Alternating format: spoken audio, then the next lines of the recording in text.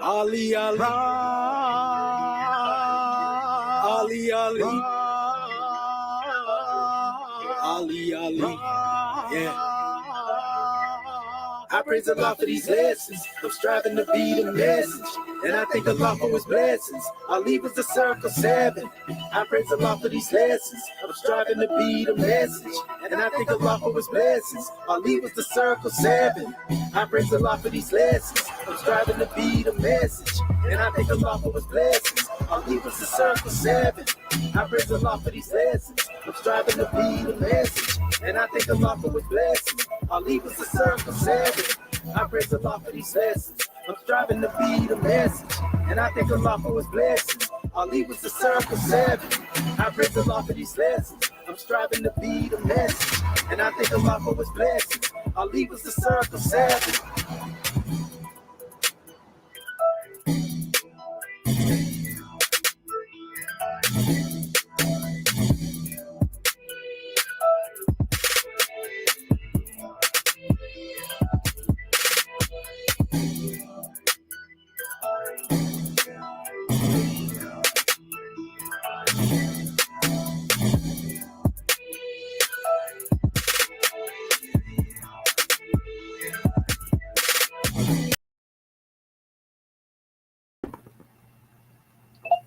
Can you unmute your phone? Unmuted. Islam, can you hear me, Goddess and Queen?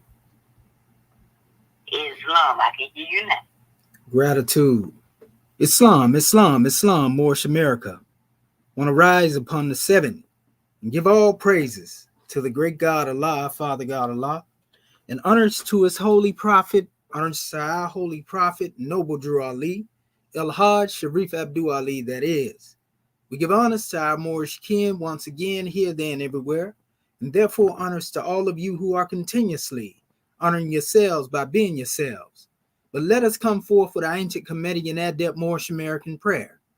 And as we come forth, we ask that you open up your hearts and minds as we open up the way. Islam, Islam, Islamism.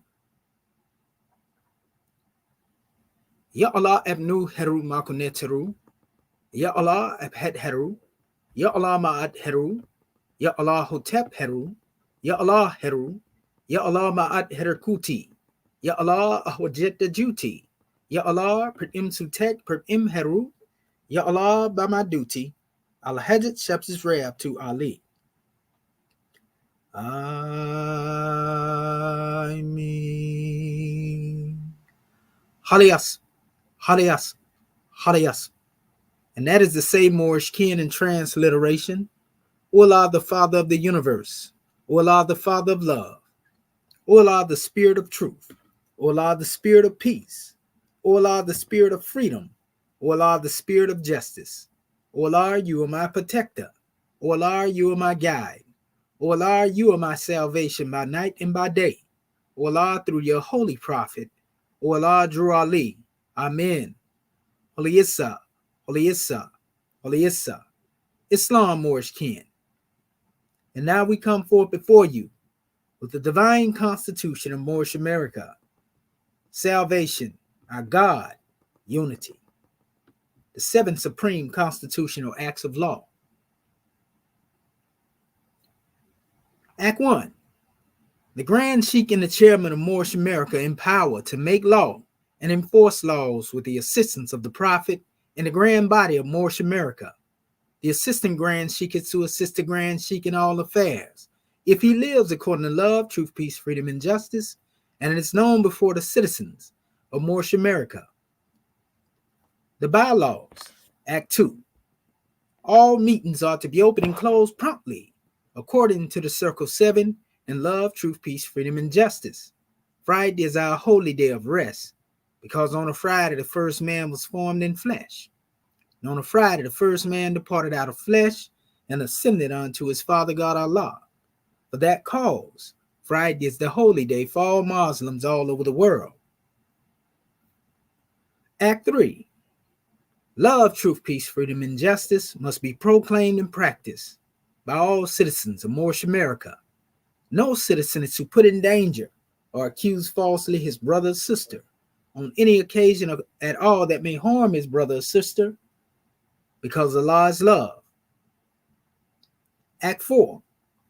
All citizens must preserve these holy and divine laws, and all citizens must obey the laws of the government, because by being a Moorish American, you are part and parcel of the government and must live the life accordingly. Act 5.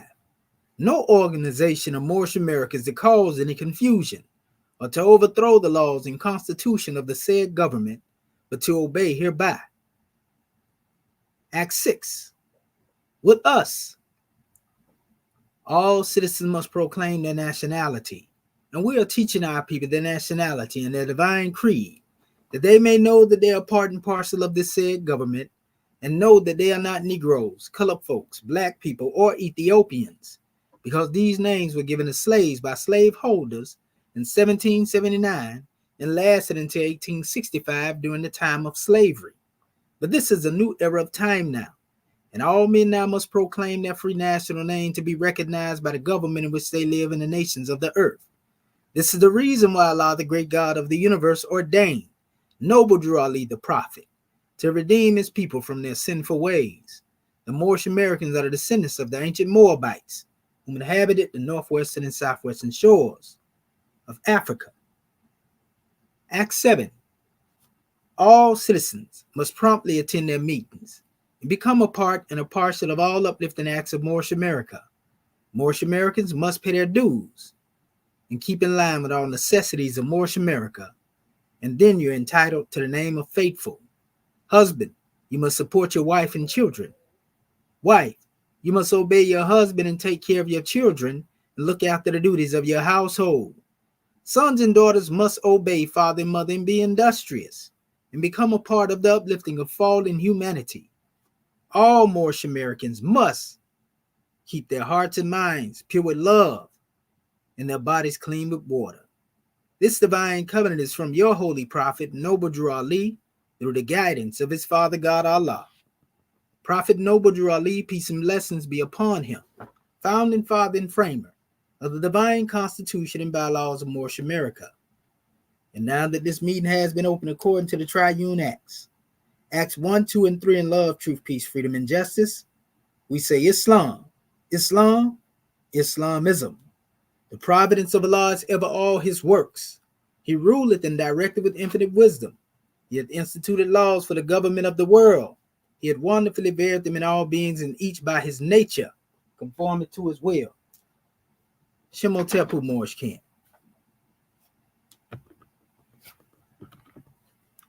Islam, Islam, Islam. Islam family. I am Divine Minister Dr. Ginger Ali Cultivate. First, let me rise and give praises to our great God Allah. I give honors to our holy prophet, Noble Drew Ali. I give honors to Act 1. And I give honors to our National Assistant Grand Chief for opening us up according to law.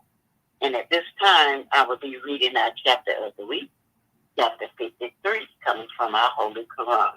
And it reads, Holy Instructions from the Prophet, Justice.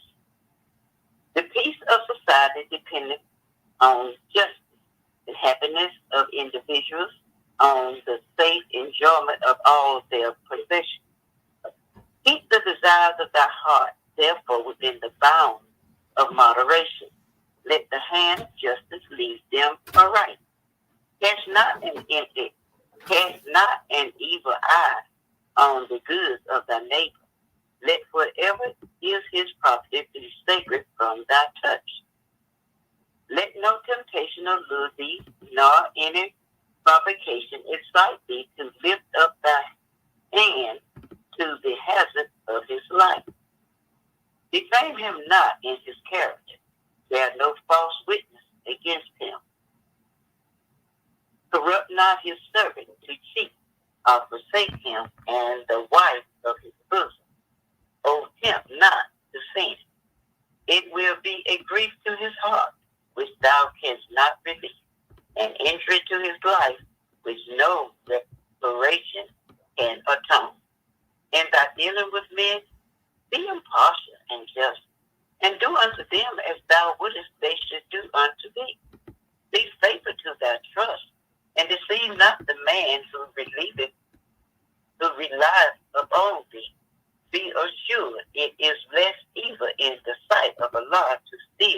than to betray. Oppress not the poor, and defraud not of his hire the laboring man. When thou sellest for grain, hear the whispering of conscience, and be satisfied with moderation, nor from the ignorance of thy buyer take any advantage. Pay the debts which thou owest, for he who gave thee credit relies upon thy honor, and to withhold from him his due is both mean and unjust. Finally, O son of society, examine thy heart, how rememberest to thy age, and if in any of these things thou hast transgressed, make a speedy reparation to the utmost of thy power. Islam, Islam, Islam. Islam, Islam, Islam. Families, I'm not going to get some feedback here. Islam, Islam, Islam. Again, I am Dr. Diane Carter Bay, my ancient Canadian high name being Dr. Ginger Aaliyah Curtis Bay. Today is September the 16th, 2023. We give honors to Dr. Ginger Aaliyah Curtis Bay for reading our chapter of the week and taking registration. We give honors to our National Assistant Grand Chief for opening us up according to law. And again, we want to welcome everyone to our Moorish Perspective class, sponsored by our Moorish American government. Our host for the night class is our National Assistant Grand Chief, Dr. Amici L. L. Our subject for the night is coming from Ayah 13. Finally, O son of society, examine thy heart, call remembrance to thy age, and if in any of these things thou hast transgressed, make a speedy reparation to the utmost of thy power. Also, family, don't forget to check your emails for the link as we will be going live. And at this time, I would like to turn everything over to our host for tonight, our National Assistant Grand Chief, Dr. Sadu Amici L. Are you there, God man? Islamism, can you hear me, sis? As close as a love thought. Islam, I can hear you well. Gratitude. That means Moorish America can hear me. Islam. Islam, Islam, Islam, Moorish America. Want to rise and give all praises to the great God Allah, Father God Allah, and honors to its holy prophet. Honors to our holy prophet, again, Noble Drew Ali Al-Hajj, Sharif Abdul Ali, that is. We give honors to our Moorish kin, once again, here, there, and everywhere. And therefore, honors to all of you who are continuously honoring yourselves by being yourselves. We give honors to our Grand National Seal. We give honors to our Grand National Emblem, National Flag, Divine Constitution, and bylaws, and honors to all of you who are indeed a living manifestation and personification of everything that our holy prophet brought to make us a nation. I want to welcome you to another Moorish Perspectives. I'm your host instructor, Dr. Shahid Imani Al-Mohadi Shabazz, and my ancient Comedian high name being the same as Dr. Shedawar Minti El-Muhajjid Shepsuel. And I want to welcome you, Moors, those whom are conscious and unconscious of the fact that they are Moors. I want to welcome all of our people, here, there, and everywhere, to this special Moorish Perspectives. We're not leaving any of our people behind, and we hope that they can tune into this special measure because it's going to be high vibration class, so to speak. Literally, we will actually be going into this aspect right here. This is very powerful. You know, we're going to get into this. But we got a grand subject to bring forth to our family. So everybody that is able to participate, you know, it will be a grand drawing as a result of your participation because you are contributing to the building and uplifting, so to speak, of your people. It's a powerful measure. And I want to start out in this special drawing by going into the essence of what this subject matter will be pertaining to. I want to give honor to our sister Dendra Islam, Grand Secretary of the State. Pardon yourself, National Assistant Grand Sheik. On the conference call side, you're going in waves high and low. Okay. We don't want any of our family to miss this. Well, that ain't strange, because that's what we're gonna be talking about tonight. Islam, let me see if I can do something with this. Gratitude. Hold up here.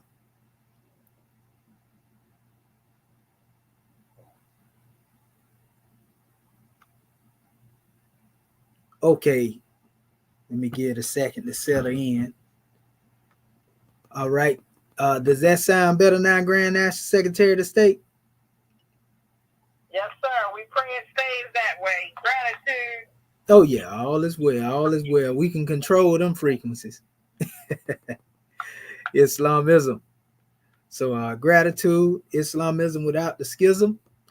And again, we got a grand drawing to bring forth to you. And our subject matter, is finally, O son of society, examine thy heart and call remembrance to thy aid. And if in any of these things thou hath transgressed, make a speedy reparation to the utmost of thy power.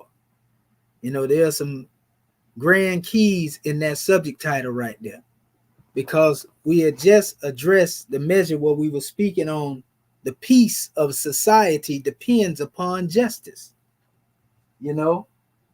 and that justice has to do with whether you cause people to be happy or whether you cause people to be sad, whether you cause people to be glad or you cause people to be mad. The peace in society depends upon justice. We already know if people have been dealt with in an unjust manner, then most likely they're going to strive in some type of way to fight against that injustice, to bring about justice. They're going to fight against the oppressor or the oppression in order to bring about some liberation, so to speak. And this can be on a physical level, mental level, or spiritual level, based upon where our people are along the way, so to speak. And this is going to be very relevant. That last ayat, when we talked about the peace of society depends upon justice, this is pretty much a foundation building upon this special lesson, which will be lesson 2, dealing with the same instructions, our holy instructions, from the prophet on justice. Some of our people don't know what justice is, and they don't see the value in seeking justice. Some people think that they are right where they are, so there's no need to even address the issue. So this special class is for those who are truly seeking justice, those who are truly seeking to be liberated, not just physically, but mentally, not just mentally, again, but spiritually. So if you are looking to be liberated, mentally, physically, and spiritually, then this is the class for you. If you don't feel like you need to be liberated on the mental, but you do on the physical, if you don't on the physical or the mental, the spiritual, this special lesson is for you. So we ain't leaving none of our people behind. It just has to deal with where we are along the way in our frequency. However, if we understand that the peace of society depends upon justice, now we understand why it says, finally, O son of society. See, that's who got to bring about the peace in society. Examine thy heart and call to remembrance thy aid. And if any of these thou hast transgressed, make a speedy reparation to the utmost of thy power. Pay attention to this, family. This is a grand key if we listen to this. So the peace of society must be brought forth by the sons and the daughters of society. Whoever you may be, whatever gift you have to bring forth when it comes to teaching your people. But the first thing that we must do is examine our hearts. Now, people say, well, you talking about cutting your chest open, and looking at no, that's not what we're speaking of. Because when we speak of heart often at this level, We're not talking about the blood pumping organ. You see, we're talking about a seat of consciousness. And when we speak of a seat of consciousness, this is where your morality lies. Things that you will do, things that you won't do. This is where integrity lies. You see, this is where the principles such as love, truth, peace, freedom, and justice matter the most. Although a lack thereof can actually have an effect on the physical. A lack of love can bring you harm. A lack of truth and finding out that you've been lied to can bring you harm. A lack of peace can bring you harm. A lack of freedom, a lack of justice can bring you harm. On the basic level as well as an abstract level. Now I want to get into this. I had touched on this recently. Matter of fact, last night, there was a discussion in the conscious community in regards to dealing with science versus African spirituality. And so that's what kind of prompted me to bring that measure forth on a higher degree, even where we are now, because we want to make sure our people who need to have the truth can get it and really get it with clarity. And a lot of time when we have these types of discussions, it's hard to bring our people clarity and understanding, when we have distractions and interruptions, so to speak. So now that we're here, we can give our people some insight and take them a little further along the way. And I'm going to touch on some things that's very important, things that you can make applicable to your life when it comes to dealing with yourself and also when it comes to dealing with other people and how we communicate with each other. I'm going into the science of life tonight. And this was the way that our ancestors demonstrated it when it came to their particular school of thought or school of theology, when we deal with what we call, African spirituality or the ancient Comedian way of life, or the many different paths that our ancestors demonstrated through. And all of this is based upon the principle of justice. We know in ancient Kemet, justice is most definitely the foundation of the Ma'atic concept. We know that justice is the main culprit, so to speak, that is basically standing as chief protector of our nation. Justice is taking its course right now because we're here. Justice was taking its course over 100 years ago because Prophet Noble Drew Ali was here. And it is because that he was here that we are here. I've been talking to our people about the principle of what we call Ubuntu, in Africa. And in the definition of it means that basically I exist because we exist. And we exist because I exist. This is how we have to start looking at our relationship to each other, the care that continue in us all in our love or through our love in each other, so to speak. You see, the care that continue in us all through our love in each other. I am here because you are here. That's my purpose. I'm here because you here, and whatever it is you going through, it's my duty to solve my fix so I can better aid and assist in helping you solve your fix. So you are here because I am here. This is my purpose. This is our purpose. Who are we? Why are we here? Huh? This is what we're getting into. Ubuntu. So when we look at this special drawing, family, this is a powerful measure. And if you get a chance, do some research on that word, Ubuntu. There's science behind that. Coming from our ancestors, we have some grand principles. One thing I want to emphasize when we talk about examine thy heart, because I want to take this thing portion by portion and make sure that our people get an understanding. Examine thy heart. Again, this ain't got nothing to do with getting no scaffold, taking it to your chest. If you do, take a spiritual scaffold, and go within the chest and examine your consciousness. You see?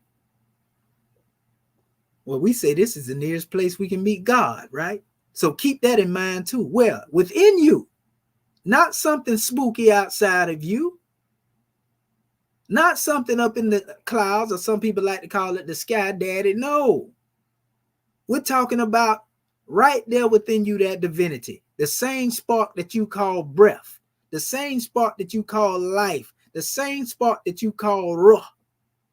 That's the reality of divinity working through you, speaking through you, to you, and often speaking through you to anybody else, that may be in need of the message that you have been called to bring.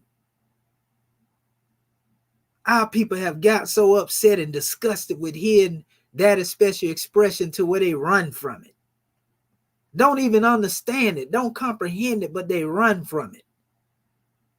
But yet they believe that if they go in their own understanding and use their own intellect, this is greater. And this is only saying that I don't want to accept something except that it make me feel good. I don't want to accept what make you feel good unless it make me feel good. Think of that, family. That's selfishness. You see, if anything it is that make you good, family, when it comes to dealing with how you go through your journey of unfolding, because as man unfold, woman unfold, that God unfolds. If it makes you great, if it makes you better, then I'm for it. Because something in there got to be right, because the truth is the only thing that changes not. Truth ain't gonna make you ugly. Truth ain't gonna make you hate nobody. You see, not if you're dealing with a high vibration of truth. We're gonna get into that in a minute. We just want to make sure our people get this. So examine that your consciousness. I'm going to give you a particular measure, and this is a long draw in here, so I ain't going to go over the whole thing. I might go through it a few spots because I got a lot to bring forth in a small allotment of time. Time never was, but we're talking about, the attention span of our people. So, heart, according to the dictionary of symbols, and this is page 479 for those who have it, being the organ in the center of the human body, the heart corresponds in the broadcast. Oh, no, I didn't. I'm thinking about frequency. It's actually broadest terms with the notions of centricity. Although the West may have made it a seat of the feelings, all traditional civilizations, in contrast, place it within the intellect and intuition. We want our people to think about this now. We talked about examining the heart, so we're really talking about examining our intellect, our state of mind. Are we ill or are we not so well when it comes to that? Intuition. If you're not well, then we know you ain't going to be able to demonstrate on the level of intuition, right? So it says this is perhaps because the center of the personality has been displaced from intellectuality to affectivity. In other words, you move it off of impulse. It says, and yet Pascal remarked that the great thoughts come from the heart. So we know this is not talking about the one beating in your chest. When it says great thoughts come from the heart. One might also say that in traditional cultures, knowledge embraces a far wider range, not excluding affective properties. So if great thoughts come from the heart, it didn't say great thoughts come from the heart and then, some low vibrational thoughts come from it. It said great thoughts come from the heart. So if you are truly conscious of your divinity, you see, if you are truly conscious of this, then nothing but greatness can come from that.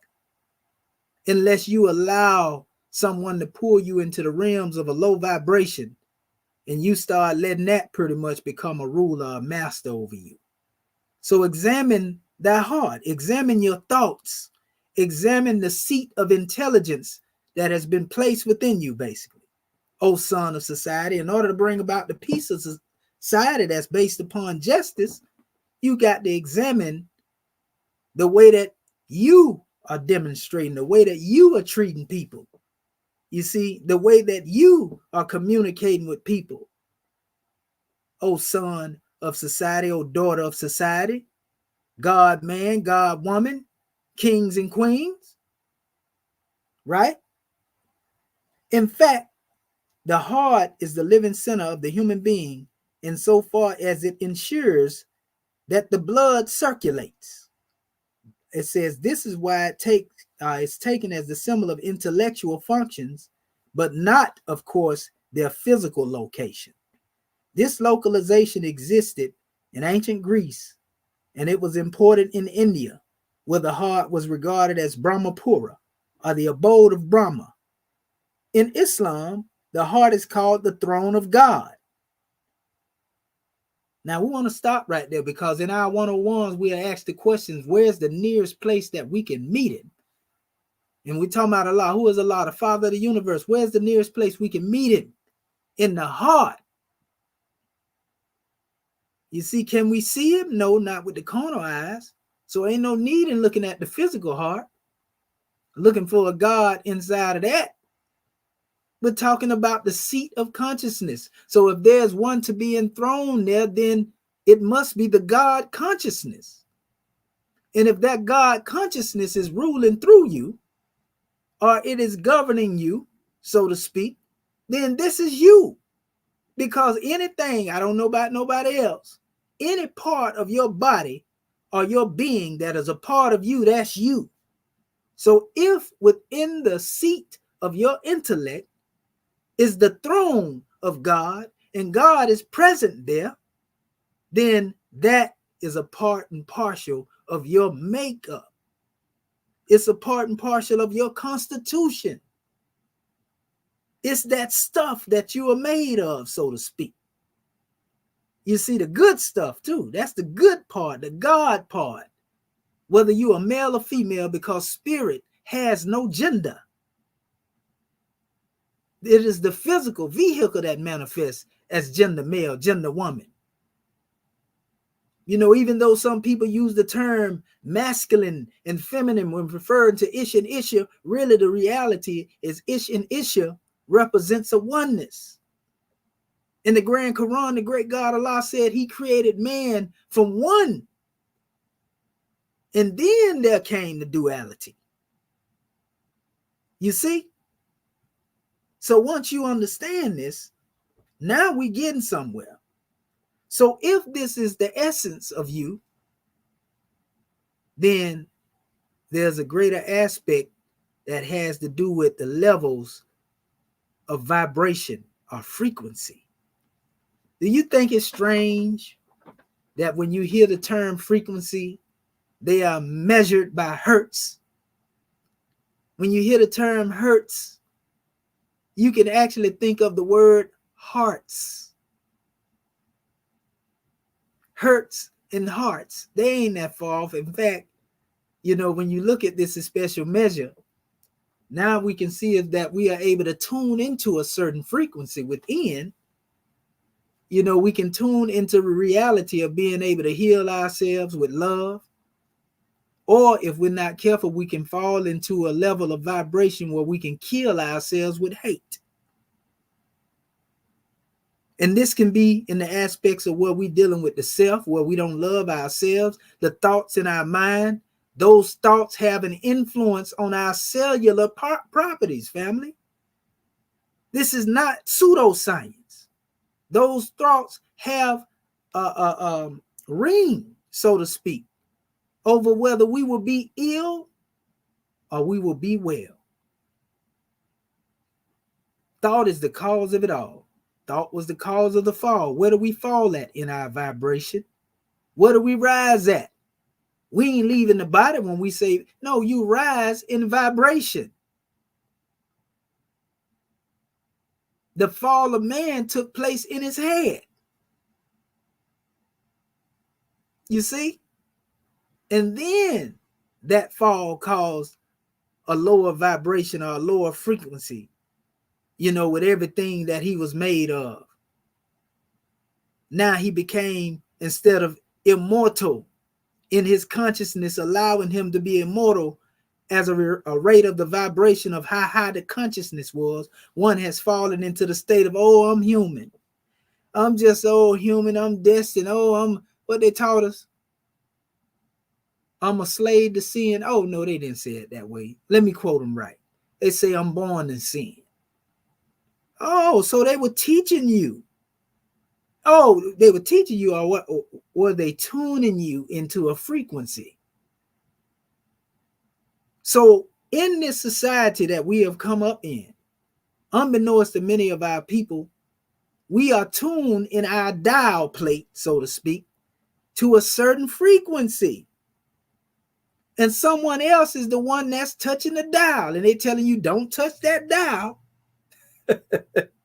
We'll be right back. After we get through, man, just misusing you. And we're going to do it again and again and again and again until you get it right and say, okay, I'm going to take control of this. Get your hand. You know how somebody say, you can't play with my radio back in the day? Slap your hand. You know how you do it when you in your vehicle driving, somebody touch your, get your hand. So you tune your own frequency.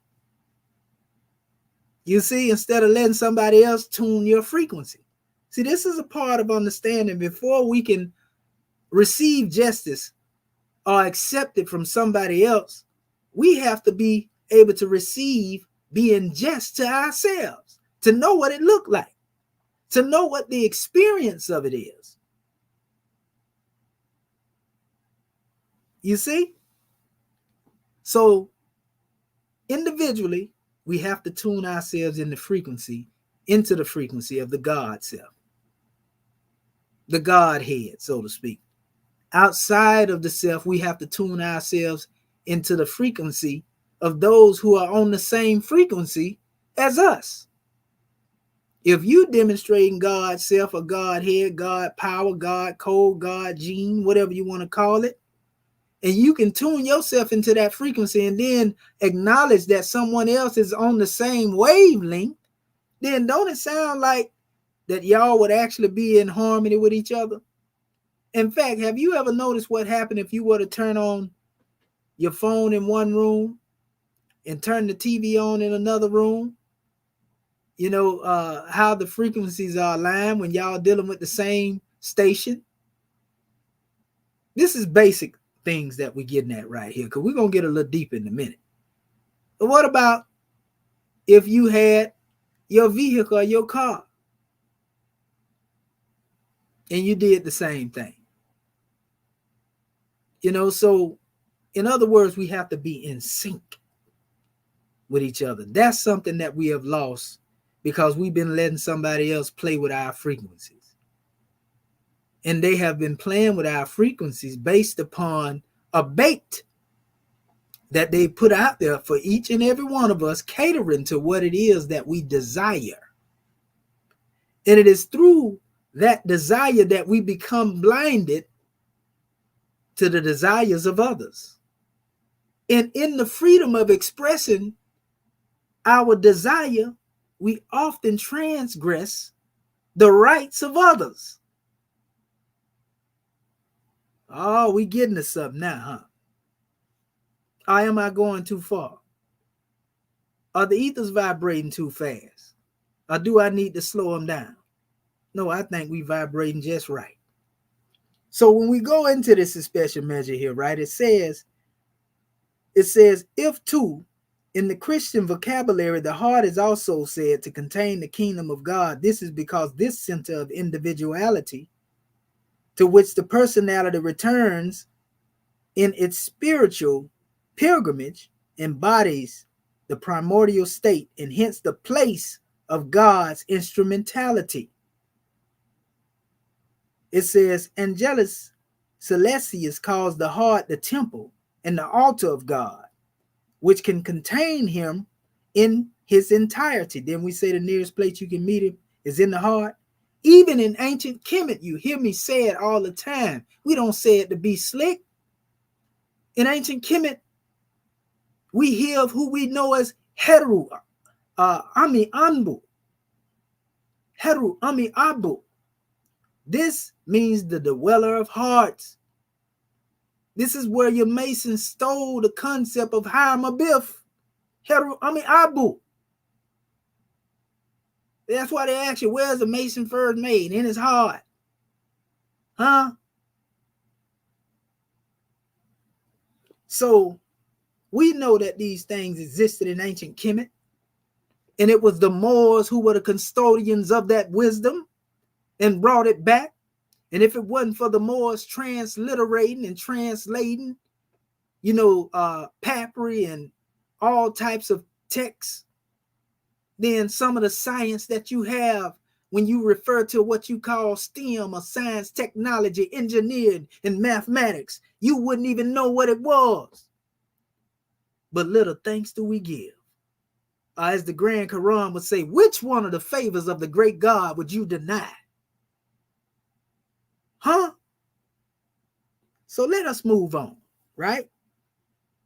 It goes on and it states again in the Hung Ti Ni Ching, we read that the heart is a raw organ. It represents the king. It is the home of the spirit. If the cruciform church is to be identified with Christ's body, then the altar is sited in the place of the heart.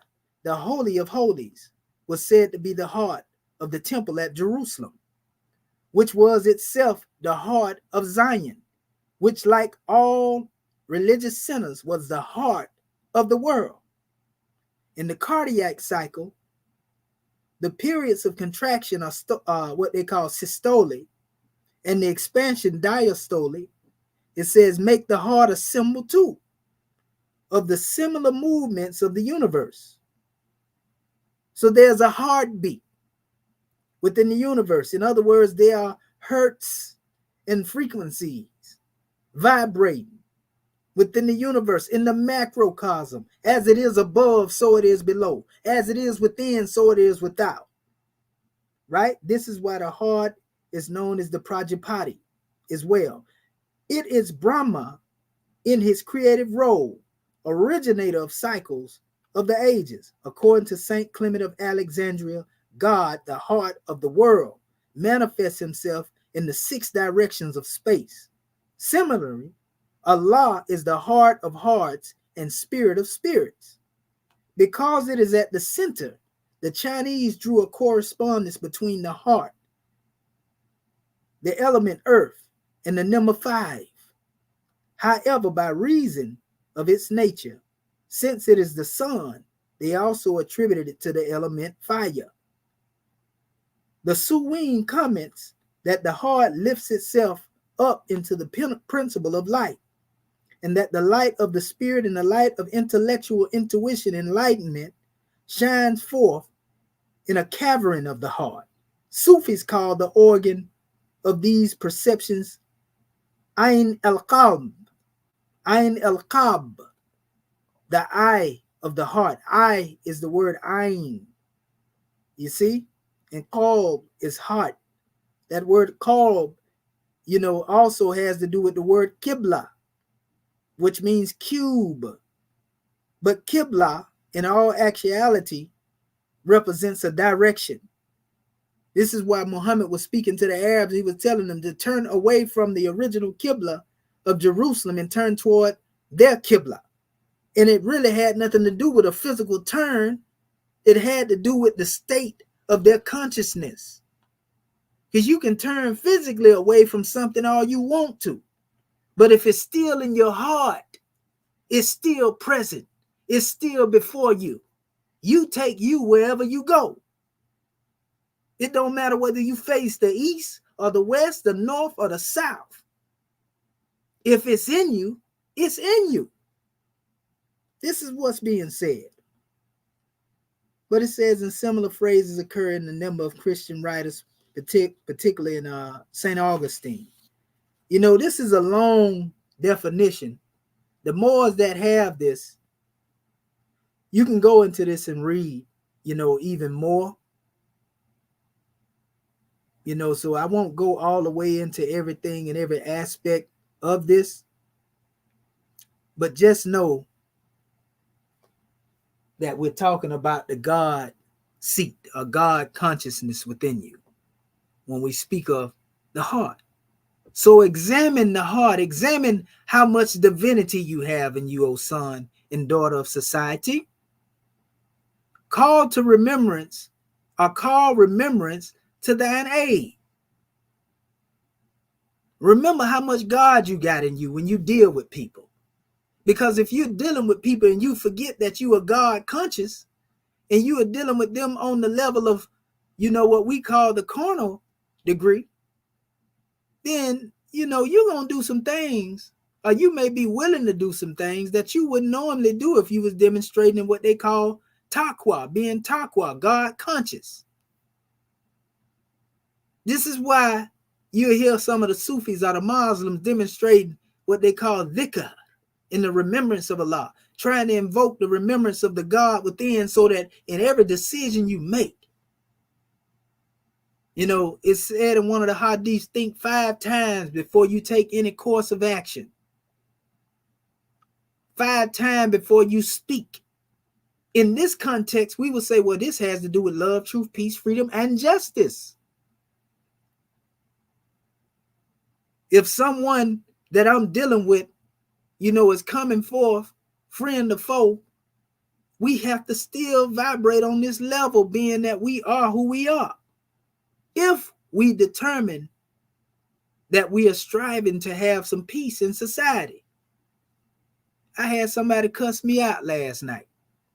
I didn't even respond to him, and this was all because I was speaking on the same subject matter we talking right now.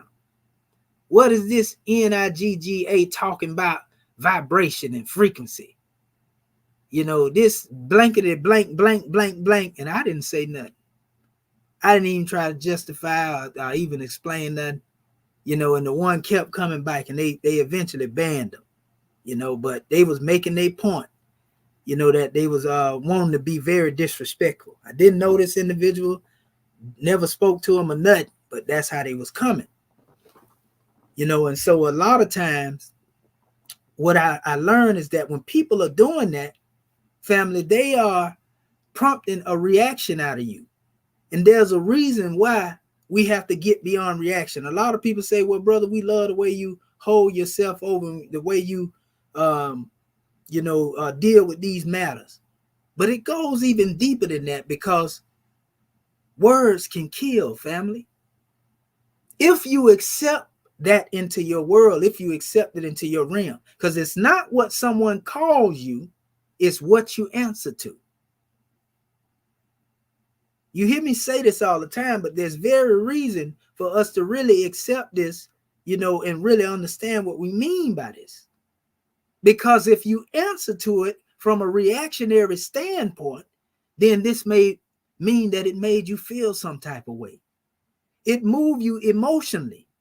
And if it made you sad, whether you know it or not, or it made you feel less of yourself, then it actually caused a little bit of harm to you. And I'm going to prove this in a minute. If somebody call you, you ain't such and such, and you's a dog, and da-da-da, this and that, they're everything that they can call you under the sun to demean you. And you accept that into your world, into your consciousness, into your realm.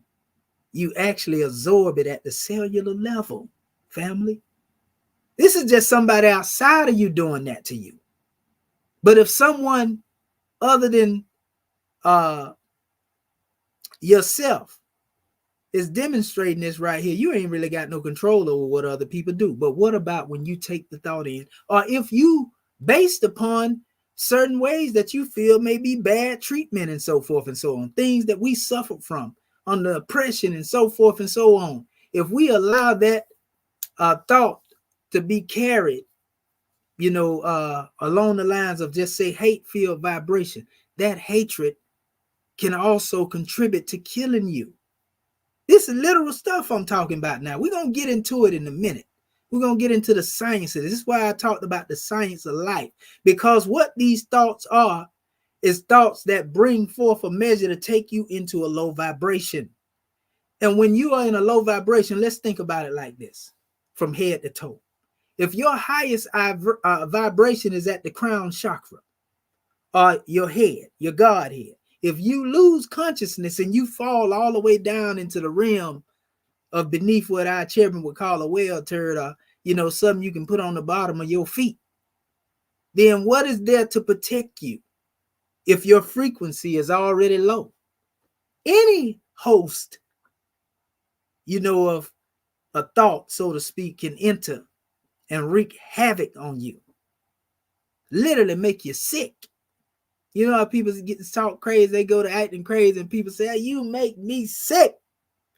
I just can't stand it. That's because you have allowed someone to lower your vibration and enter into your world. So at this time now, they become the God of your world. They become your reality. You don't know it, but you worshiping at the shrine of your adversary. Oh, yeah. Oh, we're going to make it plain tonight. It don't get no plainer than this. This is stuff you can make applicable to your life with the lessons that the prophet brought us. Right? So let's go a little further. We still got some time. I don't think nobody got tired yet. I think the attention span is pretty good right now. I think we at a high frequency. So let's go a little further into this. I want to deal with the definition of two words before we move forward that were used here. We have one word, and I'm going to share the screen too so our people can see this right here. Let me do it here. We're going to do a little screen sharing tonight as well. So right here, you see this word reparation? This is the same word that's used when we talk about making a speedy reparation. When we were speaking, if you look going across the screen on this special measure. So what's the meaning of reparation, right? The true meaning. It says, well, what are reparations? Reparations are the act or process of making amends for a wrong. Now, see, when we say that right there, everybody go to thinking about some money. They think about being compensated on a monetary level, but they don't even know that there is no such thing as money in all actuality. When it comes to dealing with reparation, they don't know what they calling, money is basically promissory notes, bills of exchange, and negotiable instruments. That's not money. That's you signing your signature away and it being sold to somebody else as debt so you can be governing somebody else's property. Oops. But what are reparations? The act or process of making amends for a wrong. Well, what about us demonstrating this among ourselves? Making a speedy reparation. That's what the chapter say, right? So this is all about making amends for wrongdoing that we've been demonstrating amongst each other for a long time now. The attacks, the disrespect, the disregard, the lack of love, the stern and vehement hatred that we've had for each other as a people. The vibration is low. The main reason that we have not been able to succeed as a people is because our vibration has plummeted into a hellacious state. And we've been burning in that hellfire as a result of our desires to basically remain as we are. Just let me be. Let me burn in it. And notice what it goes on. It says, according to the United Nations, and this is just a bonus. We're not dealing with law at this particular time, but it has a key in here. It says we're dealing with law, but from a divine aspect, let's just say. We're not dealing with worldly law. It says, according to the United Nations, adequate, effective, and prompt reparation is intended to promote justice by doing what? Redressing gross violations of international human rights law or serious violations of international humanitarian law. Didn't we just say the peace in society depend upon justice? And then we just tell you in this particular portion, which is lesson 2, that we are speaking of the son of society, the daughters of society. They the ones that got to bring this peace on the manifest. Remember, examine your heart. Do you have it in you to be just? Do you have it in you to demonstrate love, truth, peace, freedom, and justice? Can you call remembrance to your aid that the God is within you in your God consciousness? And if you have transgressed against each other, against your brother and sister, then you need to make a speedy reparation. I need to make a speedy reparation. They need to make a speedy reparation. We need to make a speedy reparation. Huh? Because if we're going to speak the truth, then we got to speak it, even if it's against the self. I know I have intent to love my brother and sister, but I'm just saying no. And notice it says, make a speedy reparation to the utmost of thy power. Or are you powerless? Because if you believe that you are powerless, then we already know hurt people hurt people. And hurt people are hurt because they feel powerless.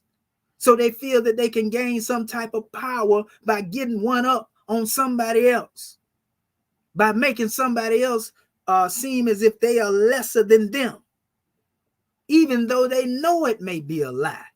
They know that you may be coming from a level of greatness in the thought, a thought that means them well. But in their mind, they're saying, oh, he's trying to belittle me.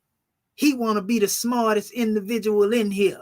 No, that's you that are thinking that you are so low that you can't attain to the heights of what you think that one has attained. And so now you are blaming them for the way that you feel. And you don't want to admit it. See, this is where reality meets the road, family.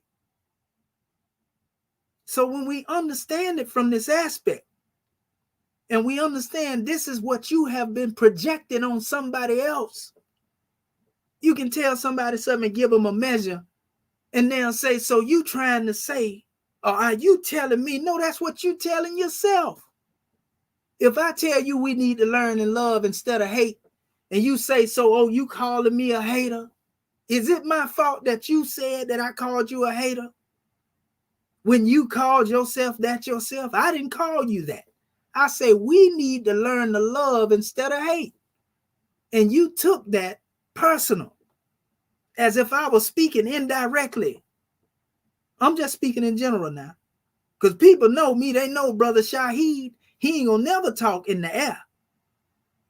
If I have something to say, I'm gonna say it directly to you, and I'm gonna call your name out. So you ain't got to wonder about that right there. And I don't mean harm when I demonstrate it, but we want to make sure, hit or miss, that we deal with what's supposed to be dealt with. You see what I'm saying? So what I'm saying is, family, on another level, the truth, if one is not willing to accept the truth can be good for you. The truth can be great for you. The truth can be exactly what you need. But if you have an ego that's so thick,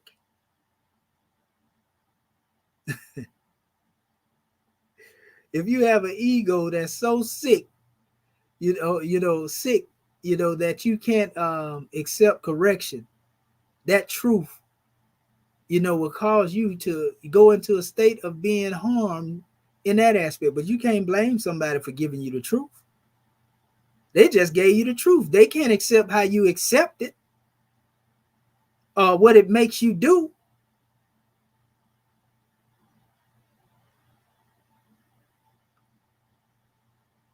So I want to go a little further. I'm going to get into the context of, bullying. And it's going to deal with the way that we speak, to each other on certain levels. And it's been a case study out here. I was actually speaking on this too. I want to give honors to our sisters in the Unscrambled Mind uh, group. I was speaking on this in their particular forum last night, and I was talking about, how words have power and words of frequency. In ancient Kemet, our ancestors referred to this as Heka, the ability to speak, and cause the ethers to move and vibrate. This ain't something that's pseudo. This is real deal. How do we know this is real deal? There's something in the scientific community right now, and I'm going to show you real quick, that has to do with what they call cymatics or cymatic frequencies.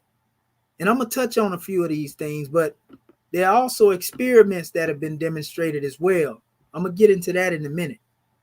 Cymatic frequencies, for those who don't know, it's the question is asked here, what are cymatic sound frequencies? What are cymatic frequencies?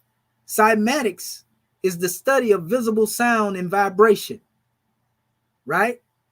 And they actually have a video where you can actually see these things, and we'll get into that in a minute, but it says it has to do with the different frequencies and the hertz, of the frequency and everything, right? I'm going to go back to that a special measure, but I want to go here first because I actually showed the video on our sisters forum last night. But on another level, it says, what is sound frequency healing? Right? And it speaks of the lowest recognized, what they call solfeggio frequency, is 174 hertz, also known as the healing frequency, right? It has the greatest impact on the body and physical health rather than spiritual or mental health. People mainly experience pain relief from this frequency. That's 174 hertz, right? Although it also reduces stress, right?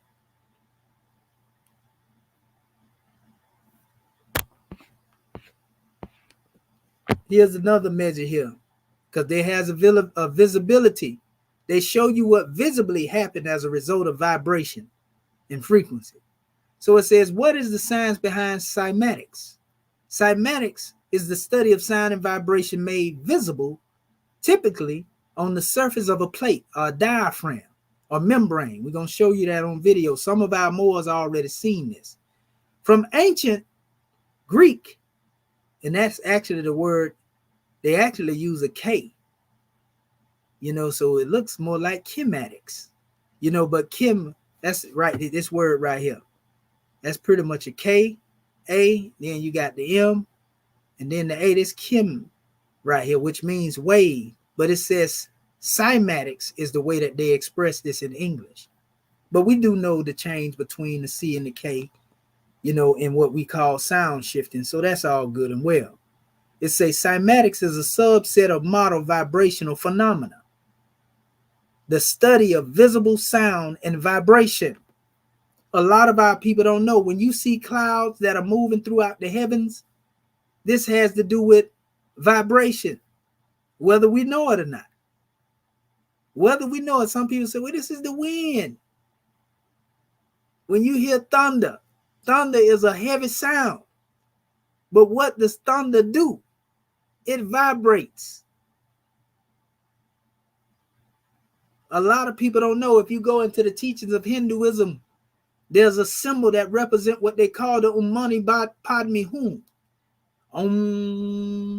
The Mani Padme Hum is also a symbol with the star and a serpent wrapped around it in the scimitar, which shows the scimitar going in cycles around the star.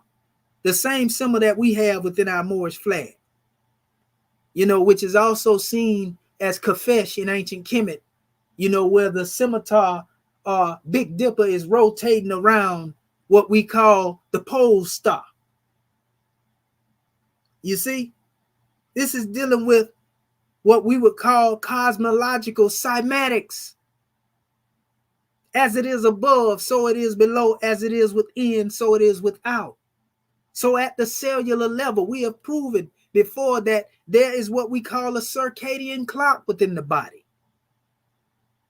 There's a Krebs cycle at the level of the DNA.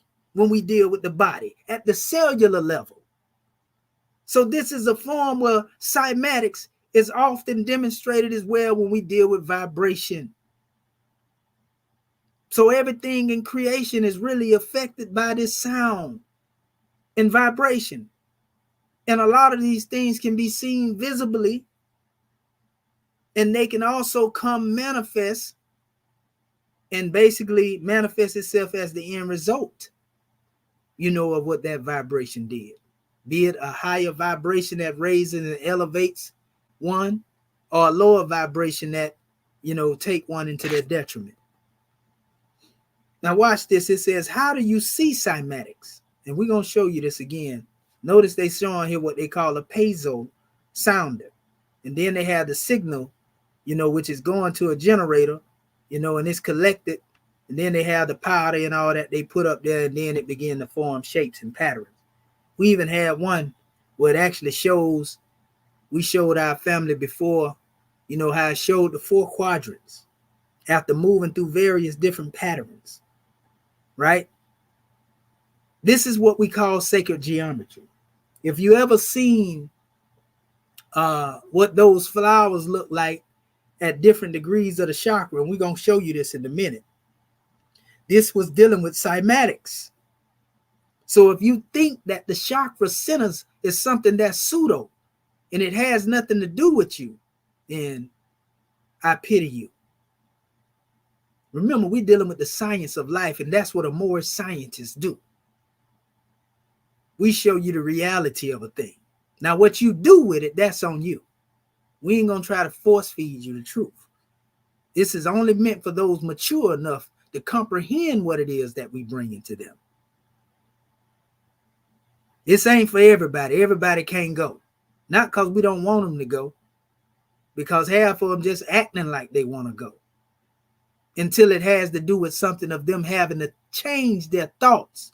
Most of the people that are out here now rejecting a spiritual system or divine constitution to govern them are people who don't want to be governed for their actions when they infringe upon the rights of others. That's all it boils down to. They got a problem with that. Because if they have to live under a law and they know that they are not disciplined enough to live under the law, then they don't want to have to make an excuse as to why they breaking the law. But just because you reject law don't mean you ain't going to be governed by it, because law governs all events.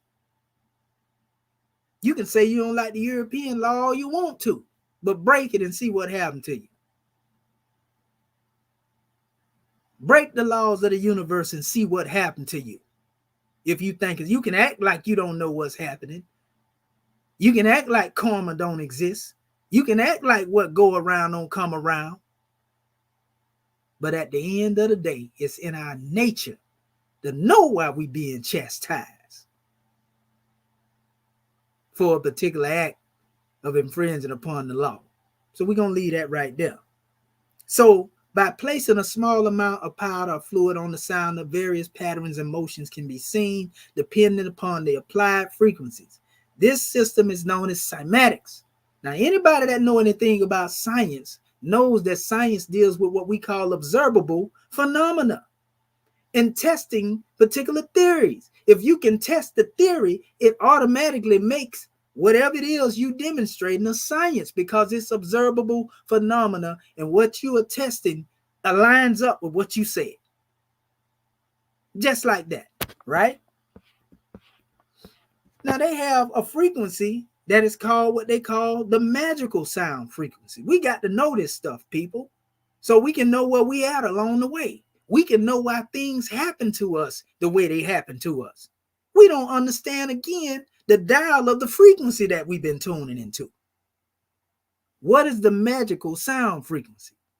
396, 417, 528, 639, 741, 852. These are not just numbers. They are frequencies that produce effects, which is nothing less than magic.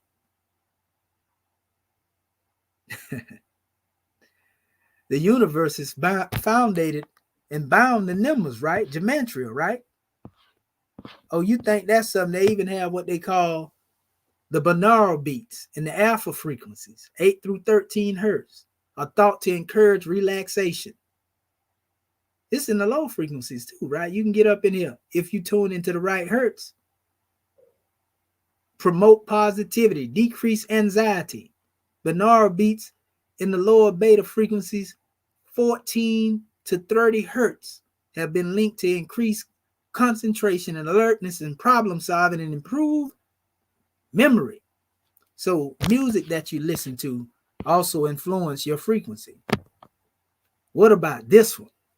Why is 963 hertz the God frequency? Many people believe 963 hertz, often known as the frequency of the gods, stimulates the pineal gland.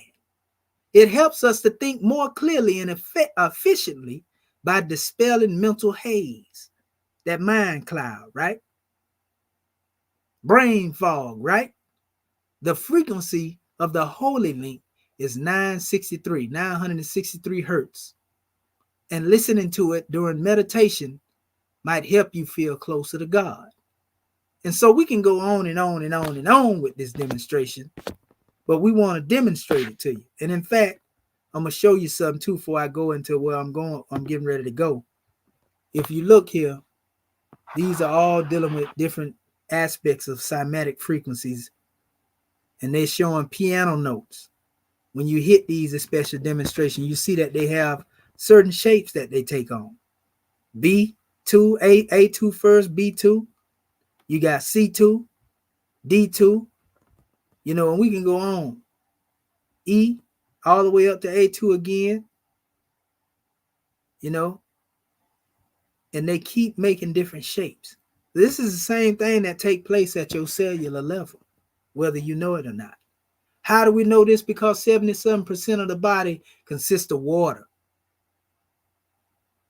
And water has a rippling effect. But water also has a crystallizing effect as well. And this is where you see the somatic shapes, that we're speaking of. This is something that's new. They have not tapped all the way into this. They're just now starting to tap into these cymatic frequencies. We've been on top of this. Our ancestors been teaching us this. So if you look at a chakra chart now you can actually see what's going on here. If you look close, you can see stars, mostly at the essence. We see one star right here. We see an inverted star, but we see a high point here that's on the outer surface here. We're dealing with the 5 upright. We see a triune expression here. We see another star here. Here's another star. This has 1, 2, 3, 4, 5, 6, 7. This is an 8-point star, 8-point star. But if you ever seen a chakra chart, and I'm going to show it to you, show you what it looked like, most of the time, it has a certain flower effect in these special chakras. A lot of time they deal with the seed of life, the flower of life. All these things can deal with the tree of life. But if you look here, you can see all of the frequencies. The lowest frequencies. And then when you come into the highest of the heights and you get way up here, and notice they say God frequency, but you don't even see that on this particular chart here, because it transcends 864 hertz and go into the 963rd frequency. That means you have elevated out the body. You in the world, but not of the world. That's what you got to do to tap into that God frequency. You got to elevate beyond this carnal flesh. Because it's not in flesh and bones to think of reason anyway. So how somebody going to destroy you with their low and negative thought unless you allow them to do it? That thought is naught unless you accept it as ought. It's nothing unless you accept it as something. Remember, it ain't what they call you, it's what you answer to. So yeah, when you come all the way from the root chakra all the way up to the crown of the Sahasrara chakra, and you go beyond, like it says in the Grand Quran, Allah created the 7 heavens and he exalted his throne above them. Istawa is the word that was used. Istawa. In ancient Kemet, this is when you get to talking about that Ak, which is what we call flesh divine, spirit man. Spirit man clothing was so made in the form of Allah. And you have your Ka and your Ba, Akaba. Allahu Akbar, because the God in you is greater than anything that has to do, with what you think this body is. You see, it even go into, the dendra. They like to call it zodiac, but the dendra, it goes into that, and also the music notes, the different scale that we just went over. And you can see that same chart, but then you see the body, being compared to that chart. It's all about frequency, family. We got to tune into the same frequency. This is what's going to make us powerful. It ain't strange because I see the word Sahasara, and I also think about the Sira people, our ancestors, who believe that when the priest or the priesthood are thinking on the same level, this is where they are able to wield their power. We was asked the question, is there a unanimous will among your people to be free? Now, this can be free physically, but what about mentally and spiritually? When we come together in our powers, once we combine those saving powers, do you know what type of weapon that is? When it comes to talking about standing in defense, do you know how powerful that is?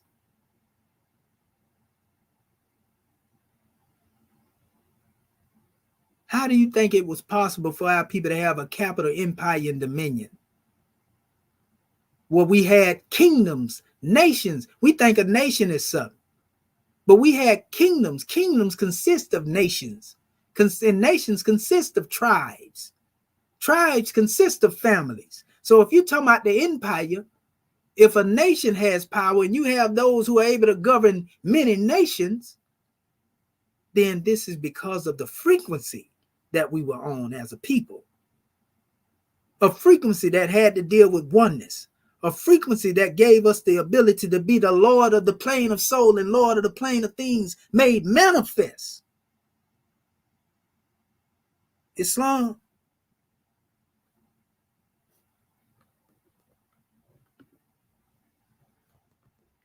Let's touch on this word. We're getting ready to open up the floor in a minute.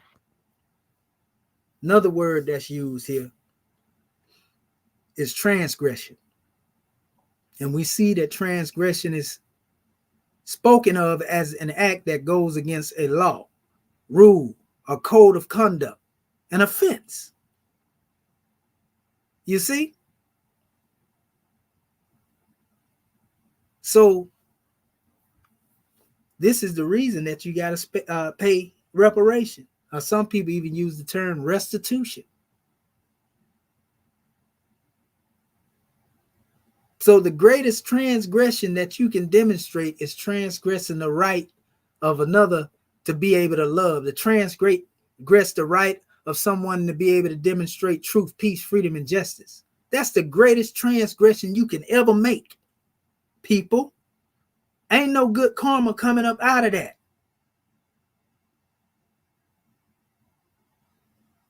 And you reap what you sow. Our ancestors knew this. This is why they was able to prophesize when it came to a time that they was going to fall. If you can see your people at the lowest state of vibration and you know you're supposed to be in a high state of vibration, it don't take rocket science to know what's going to happen to you as a nation. If you don't get your act together, if we don't get our acts together. So after this is special measure, now that one has been told, these things, next time you act in a particular way based upon what somebody say, check your frequency. And it'll tell you exactly where you at. You ain't got to tell nobody. Just do the frequency test on yourself. For example, if I'm speaking to you right now and you feel offended by what I'm saying, and this is all coming from a level of love, check your frequency. Because you know exactly where you are along the way. If I'm saying something to you that you feel is something that's uplifting you, check your frequency, because you know too where you are along the way. But it's not me that's governing your frequency, unless you believe that what I'm saying extend beyond the God within you. And we know better than that.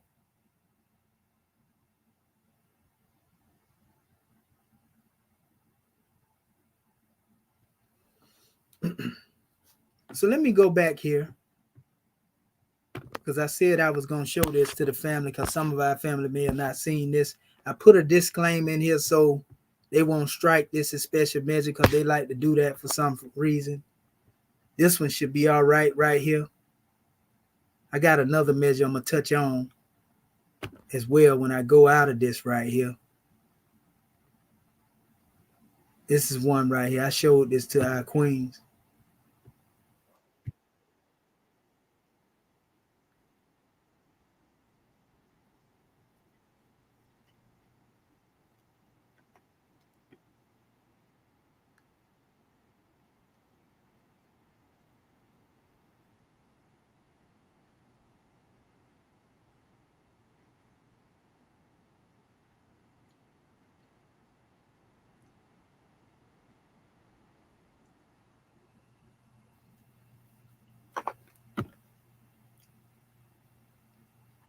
It's a different frequency right here. Actually, it was similar to this, but this is actually dealing with the keys and the musical notes.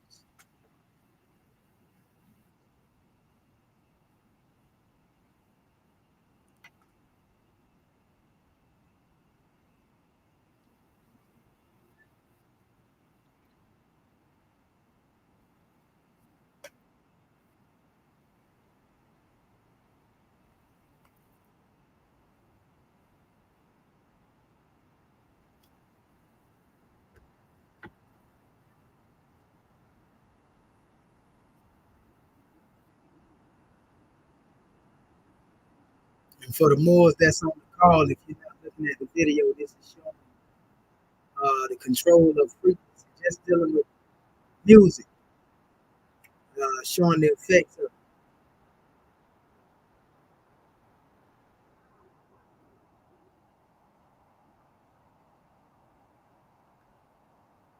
Okay, I'm gonna stop that right there, because pretty much what I was speaking of was showed, right? But there's another measure, and you can go look at this yourself and find all of the videos that's going into these special areas. I want to touch on a drawing since we speaking on words. Because you remember, now you already know the ayat that we dealing with, it's telling us that the sons, and we say daughters of society, we add that in because we include all of our people. Finally, when you examine your heart and you call remembrance to your aid, if any of these things thou transgress, make a speedy reparation to the utmost of thy power. And it has to do with where you are along the lines when it comes to your frequency, as to how powerful you are, or how much power you have to right the wrong. This is all dealing with, this class is basing upon, being able to right whatever wrongs it is that you have done to yourself. Right the wrongs that you have done to your brothers and sisters. Right the wrongs that we have done to each other. That's what this class is based on. That's the intent behind it. To give us the strength, the fortitude, and so forth and so on. And once we're able to do this, we can begin to get on the level of the healing frequency. We can go from the healing frequency to the level of the God frequency, which transcends being bound down to this flesh and being a slave to it. But there are other portions of science out here. Also, there's science that deal with, we talked about the plant. People don't know that plants actually can hear you. Plants actually speak to each other as well. Plants thrive when they are amongst each other. A lot of people don't know that. You can actually do this, and this experiment has been done over and over. That anytime that you speak dirty to a plant, that plant would die. And if you speak positive to another plant, that plant will live and thrive. It's not just plants that this is true to. This also has to do with water. This has to do with what we call, I've seen some people do experiments with rice. Take one where they ignore one jar. They label them, ignore this one, then give this one love and give this one hate. They ignored one, changes in its color slightly, so to speak. And it might brown a little bit. But the love, rice, it actually remains the way it is. It's rice that has been cooked now. It remains white rice. But then if you take that white rice and you speak love, and it remains that way 7 days, up to 6 or 7 days.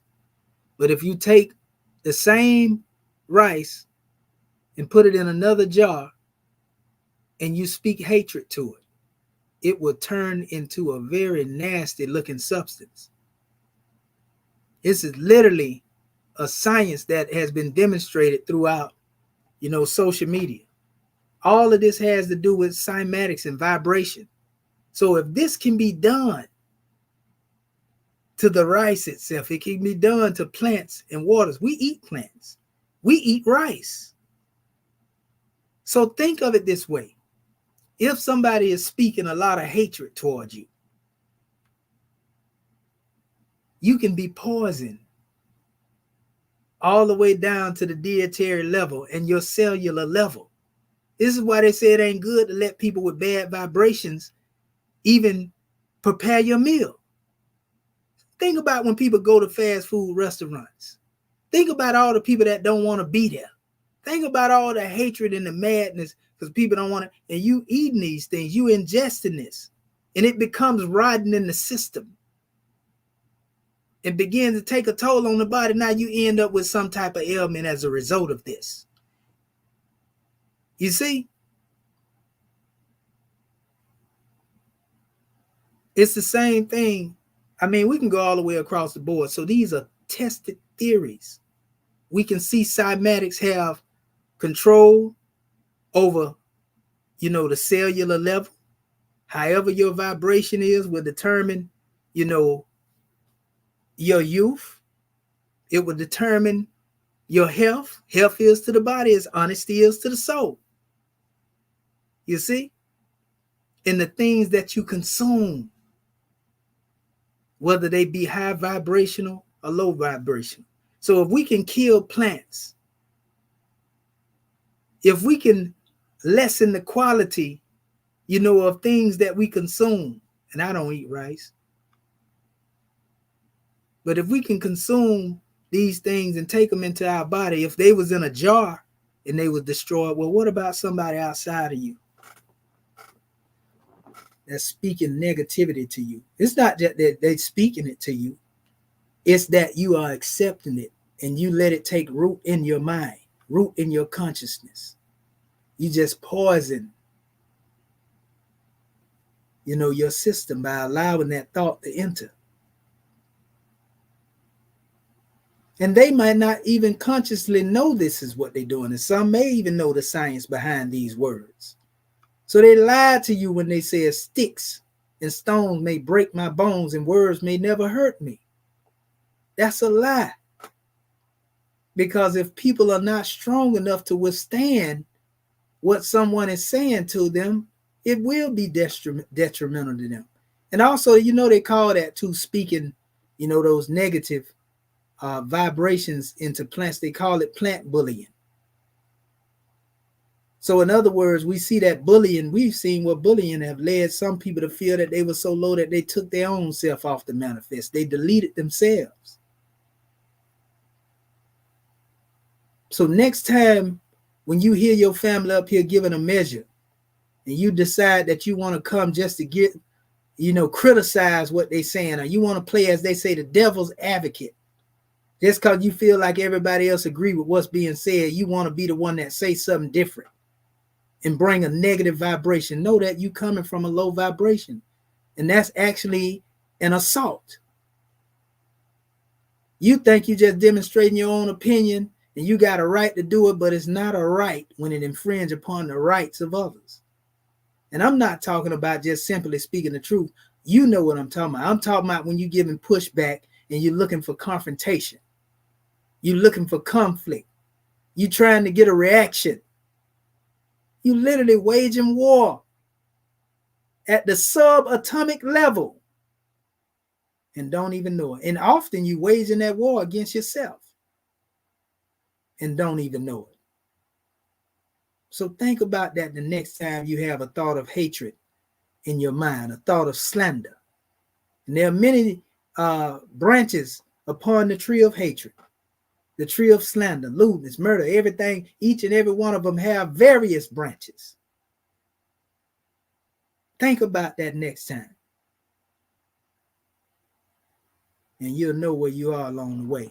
So that being said, I want to say gratitude to my family and say peace, love, and law at all costs. You know, and anything that I said may be of benefit to you, I don't take no credit for it.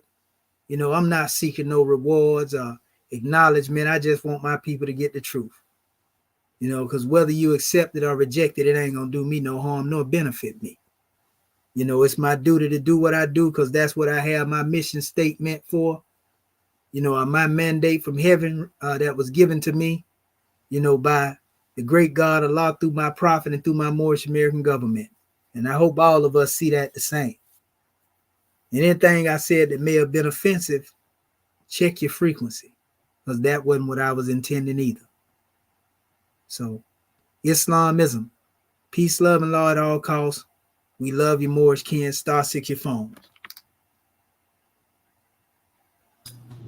Islam. Islam. You there, Brother Marvin Edwards, baby? We hear you. Yes, sir. Yes, sir. Gratitude. That's the attitude, grand man. Go ahead. Yes, sir. Okay, let me begin. I'm listening. Hold on a second. Okay, I know what I did.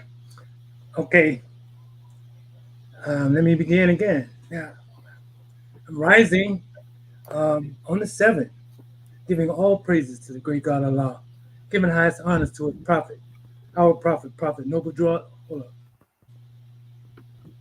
Ali Al-Haj Sharif Abdul Ali. Give high honors to our theocratic government, our Moorish American government. Give high honors to our Act 1. I'm trying to figure out my volume. Hold on. Let me. Okay.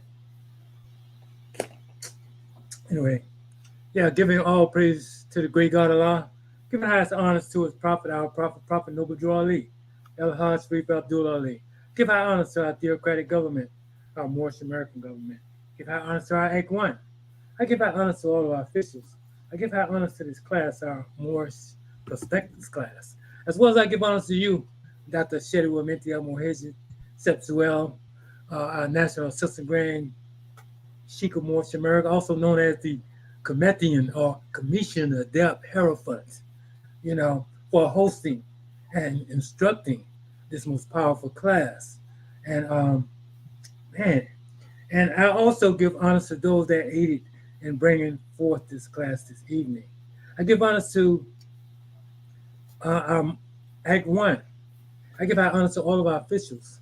I give our honors to everything that is Moorish, our flag, our seal, our emblem, our divine constitution, our holy Quran, our book of Ali, our 101s, 102s, our zooming of a nation. All of our divine revelations I give honor. Give honor to the forerunner of our prophet, Dr. Marcus Moshe El, as well as I give honors to the ancestors, whom shoulders we stand upon. We are the return of the ancient ones. Man, this is powerful. And as I said that, I reflect, I was on our website and I was watching the chairman, and he said that we are the return of the ancient ones. And I give honor to all those that will be giving their measures after me. And as you brought on the floor, the measure ayat 13. Finally, O son of society, examine thy heart call remembrance to thy aid. And if in any of these things thou had transgressed, make a speedy reparation to the utmost of thy power. And and again, honors to you for this class, and honor to everything that you do for your North American government and for your people, because this is, one and the same in actuality.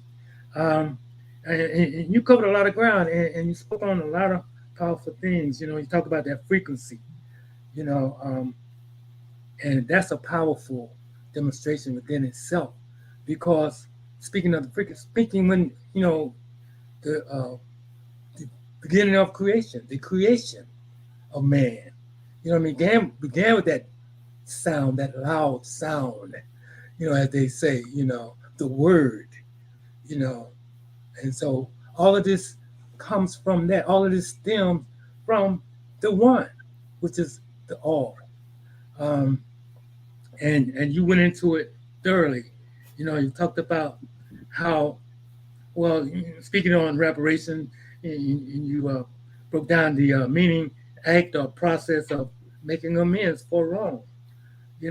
And we have to be cognizant of ourselves. The prophet said, study the self. And when you have studied the self well, and you ask what to study next, study the self.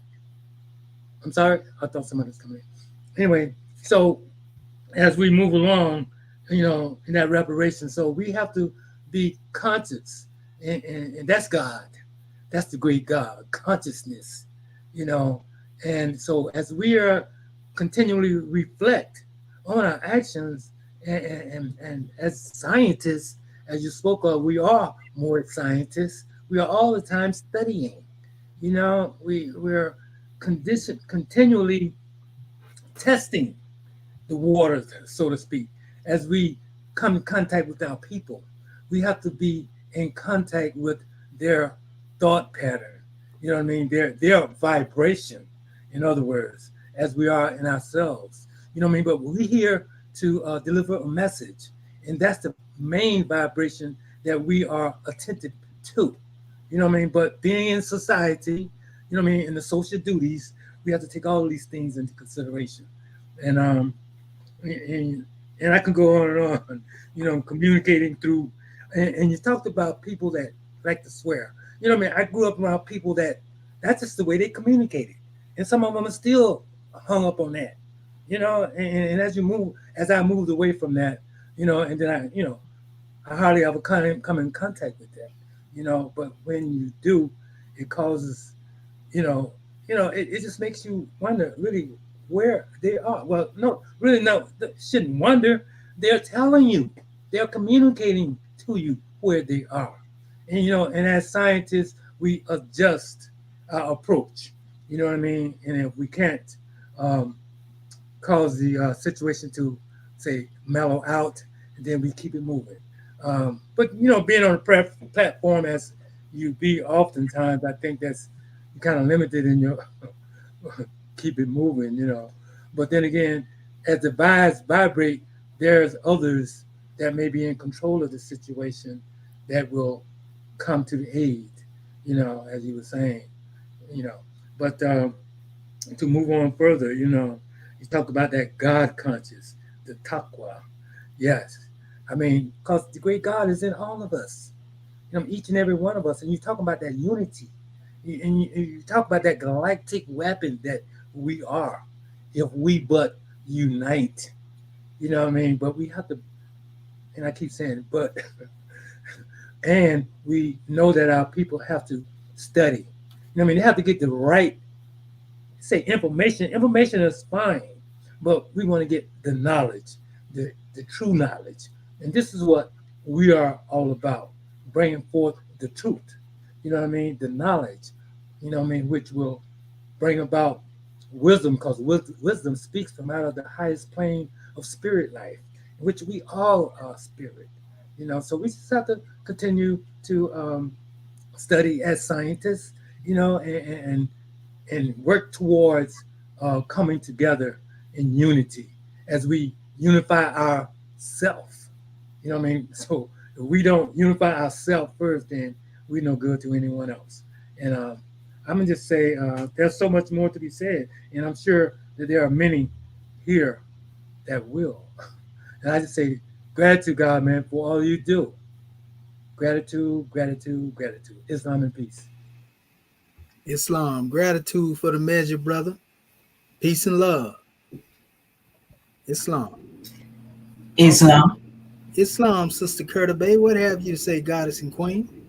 Islam, Islam, Islam. Woo! But first, let me rise and give praises to our great God Allah. Give honors to our holy prophet, Noble Drew Ali. I give honors to Act One. I give honors to all my government officials. I give honors to you, National Assistant Grand Sheik, for this powerful class tonight. I tell you, like our chairman said, you didn't roll up your paint leg, and keep the door in. Wow, this is a powerful class tonight. And I'm going to try to be quick about it because I know our Moorish King got something to say. When I look at our subject, in our subject, you said it says for us to examine our own heart. And that made me think about, I can't examine nobody else's heart. I can only examine my heart. That's only I can do that. And it's not for me to try to look at nobody else's heart and try to see what's in their heart, because you don't know what's in nobody else's heart. All you know is what's in your heart. And when you talk about how different ones may take what you say the wrong way, I've been on both ends. I've tried to witness to my loved ones and things, and they'll take it in a negative way. And I also been on that end where I took some things the wrong way. But I say, I had to make a speedy reparation, like what you're talking tonight. And I tell you, this is such a powerful class for our Moorish kin, especially ones who are listening out there in Facebook land. And these are such powerful teachings, family, that's coming forth in our Moorish American government. I challenge you, share these links, share it with everybody to get these teachings, because you can't get this type of teaching anywhere else. I mean, these teachings are coming from the highest plane of spirit life. And also, you talked about, Dr. Shahi, when you talk about that high frequency, oh man, that was so powerful. And I'm studying that. Even me and my boys are studying that even this past week and talking about that. But what I understand, when I was in the Piscine area, I thought about when we used to say 1,000 may fall at my right hand, 10,000 at my left hand, but that evil shall not come near me. Now I really understand, when you are vibrating at a higher frequency, that the evil can't touch you. And it also popped in my mind when our chairman talks about how the ones gonna be locked up in the concentration camps and stuff. You know why you be locked up? Because you're vibrating on a lower frequency. You vibrating on that low frequency, and if you don't pull yourself up out of there, when they come through, ride through your neighborhood, they gonna knock on your door. But if you vibrating on that God frequency, whoa, that's so powerful. They won't even look your way. This ain't spookism, y'all. This is real truth. Dr. Shahi, you got me so fired up. But I'm going to stop right there. But when you're talking about that frequency, family, I encourage everybody who's on this call, Facebook, whatever, go back and listen to this playback, because this is something powerful for our Moors kin and the ones who are Moors and don't even know they're Moors. So gratitude, God, man, for letting me share peace and love. Islamism, goddess and queen. Indeed, peace and love. And yeah, when we get on that God frequency, we can move the ethers. And nothing that we speak or we put out there won't come back void, so to speak. That's the power of what we call Heka in ancient Kemet. So gratitude, sister. Islam. Is there any other more you would Islam. like to come forth? Islam, brother Jerry Hamid Muhammad Bey. You got the floor, grand man. Gratitude, my beloved National Assistant Grand Sheik of Moorish America, Islam. Yes, and Dr. Gerald Hamid Muhammad Bey of the South Carolina Consulate. First, let me rise in praise of our Father God Allah, who is the best knower and the best arranger of all things. I give the highest honors to his holy prophet, our holy prophet, Noble Drew Ali. He is the last prophet of this new era of time now, the seventh manifestation in divine flesh, El Haj Sharif Abdul Ali. Giving much love, honor, and respect to you always, National Assistant Grand Sheikh,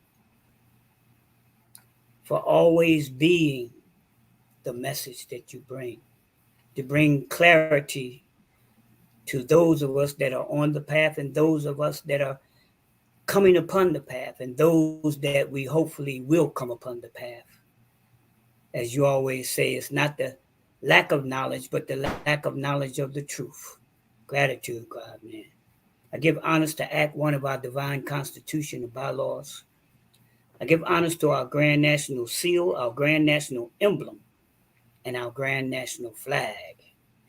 I give honors to this theocratic government in which we all live and can live. I give honors to Marcus Messiah Garvey L., the forerunner who opened up the way for our beloved Prophet Noble Drew Ali. And I give honors to all of our Moorish kin, all of our audience, our student ministers, angels, executive rulers, to absolutely everyone on this Moorish Perspective StreamYard presentation. I give honors to those that spoke before me and those that will speak after me. And I give honors to absolutely everything Moorish. As always, Grand Man, grand demonstration, and you cover a lot of a lot of ground, but you know that's who you are, and we appreciate that. We love you. Topic on the floor. Finally, O son and daughter of society, examine thy heart, call remembrance to thy aid, and if any of these things thou hast transgressed, make a speedy reparation to the utmost of thy power. Grand demonstration, grand man. You know, on the subject matter, of course, by me being a Moorish American and being in this Sacred Grove University of the Moorish American government and its nation. Of course, the first thing that I hear is the voice of our beloved Prophet Noble Drew Ali. When he says, if you would ask me what to study, I would say, study yourselves. And after you have well studied, after I have well studied and come back and ask, what's next? He would say, study yourselves. There are a few aspects in this divine directive from our beloved prophet, because he used the word self in the plural aspect. He didn't say study yourself. He said study yourselves. In so doing, he also taught us that there are two selves, the lower self and the higher self. One being of the carnality, of the five senses, of the flesh, and one being of the higher self, of the divinity, of the God self. And then I thought about also when the prophet said, if he could just get me to thinking, I would save myself. What kind of thinking is that? It's called right thinking. Right thinking produces right speaking. Right speaking produces right actions. So when we go into this is reflective again of this whole chapter that we're speaking of, the last ayat, where the chapter is on justice. So this is all about being a living manifestation, an example of justice. There can be no justice without truth. So that means that I, as a student, must conform to the truth. I must conform to the truth because this is the only way that I can make a speedy reparation. That speedy reparation is not in terms of being condemned, self condemned, oppressed, and depressed, but acknowledgement of shortcomings, acknowledgement of character and personality flaws, because we can correct them, because those are things of the carnal mind. We are more than the flesh. As you stated, God, man, we are not the body nor the soul, we are spirit. So we can come out of that state where we are not in accordance with the truth. So then you went into, oh man, this was so beautiful, brother. When you went into the the teaching and the revealing of sound, vibration, and frequencies. Oh man. This took me to scripture again. And also, well, our prophet said that a good Moor is one whose words and actions doesn't cause harm to each other. Now you touched on that. It's all about the intentions and the vibration, the state of one who is receiving what is being given. So in the scripture, it tells us that as a man, woman, or child thinks in their mind, so shall it be. And that's what we're talking about here. How is the person, the individual, even myself, thinking at any given moment when something is being relayed to them, relayed to me? That's that state and that vibration. Then it talks about, okay, that we should not be conformed to the things of this world, the mindset, the thinking pattern that we are exposed to in what I call environmental processing every day of our lives. We have to fight, we have to resist, and we have to have the knowledge how to rise above that, as you said, through the vibrations because of the thinking, because absolutely everything begins with a thought. So the prophet, in saying, if he could just get me to thinking, and in Acts 7, we're commanded as Moorish Americans to keep our hearts and minds pure with love. What love is that purifies the heart and the mind? It's the love of the truth. We're talking about a vibration, like you said, God, man.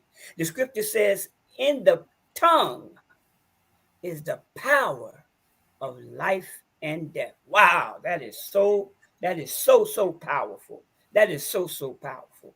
See, because we're being told, it's being revealed to us that in words, you said, words are tones, sounds, and vibrations, and they carry an element of effect within them. So, how we distribute, right, and give these words, or how we receive words, determines the effect that they will have. Finally, two things finally. It also reminded me of there is a divine teaching in what is called the Kabbalion of Tahuti, dealing with the seven universal principles and laws. And we find that these principles are dealing with mentalism, correspondence, vibration, polarity, rhythm, cause, and effect, and gender. So here we're talking about vibration. Everything vibrates, but look what precedes it: mentalism, correspondence, as above, so below, as below, so above, as within, so without. So we have the divine directives. We have the knowledge that is available to free us from those lower hurts of thinking that brings about the effect in a living manifestation. The last demonstration, which you touched on. When we understand the anatomy of our bodies, we are made up of 3/4 water. All right. So now I'm going into the demonstration of the Dr. Masaru Emoto's water experiment, which many of the people know about, many don't know, where he experimented just like you showed in the video, that when water was exposed to negative to positive words and intentions, key, it formed beautiful symmetrical crystallized structures. Contrary, when it was exposed to negative words and intentions, it formed disorganized, asymmetrical structures. Oh, family, doesn't that make us reflect on the state and condition of our people? See, we're constantly being exposed to a vibration and tones in our environment of negativity, something that makes us other than who we truly are. It keeps us confined and trapped in the flesh. And the five senses don't think. They don't think. So that means that these five senses are controlling our minds. Man, I can't even explain that. All you gotta do is think about that. That doesn't even make sense. But that's what's going on. So the Prophet Noble Drew Ali, came and brought us the science of mind, the science that will take us out of being other than ourselves and elevate us in our vibrations, in our tone, which is called the A tone.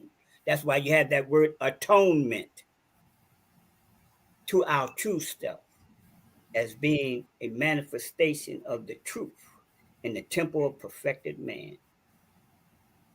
It's a grand class, God, man. Thanks for letting me share. Peace and love. Islam, gratitude for the measure, and that's definitely on the frequency.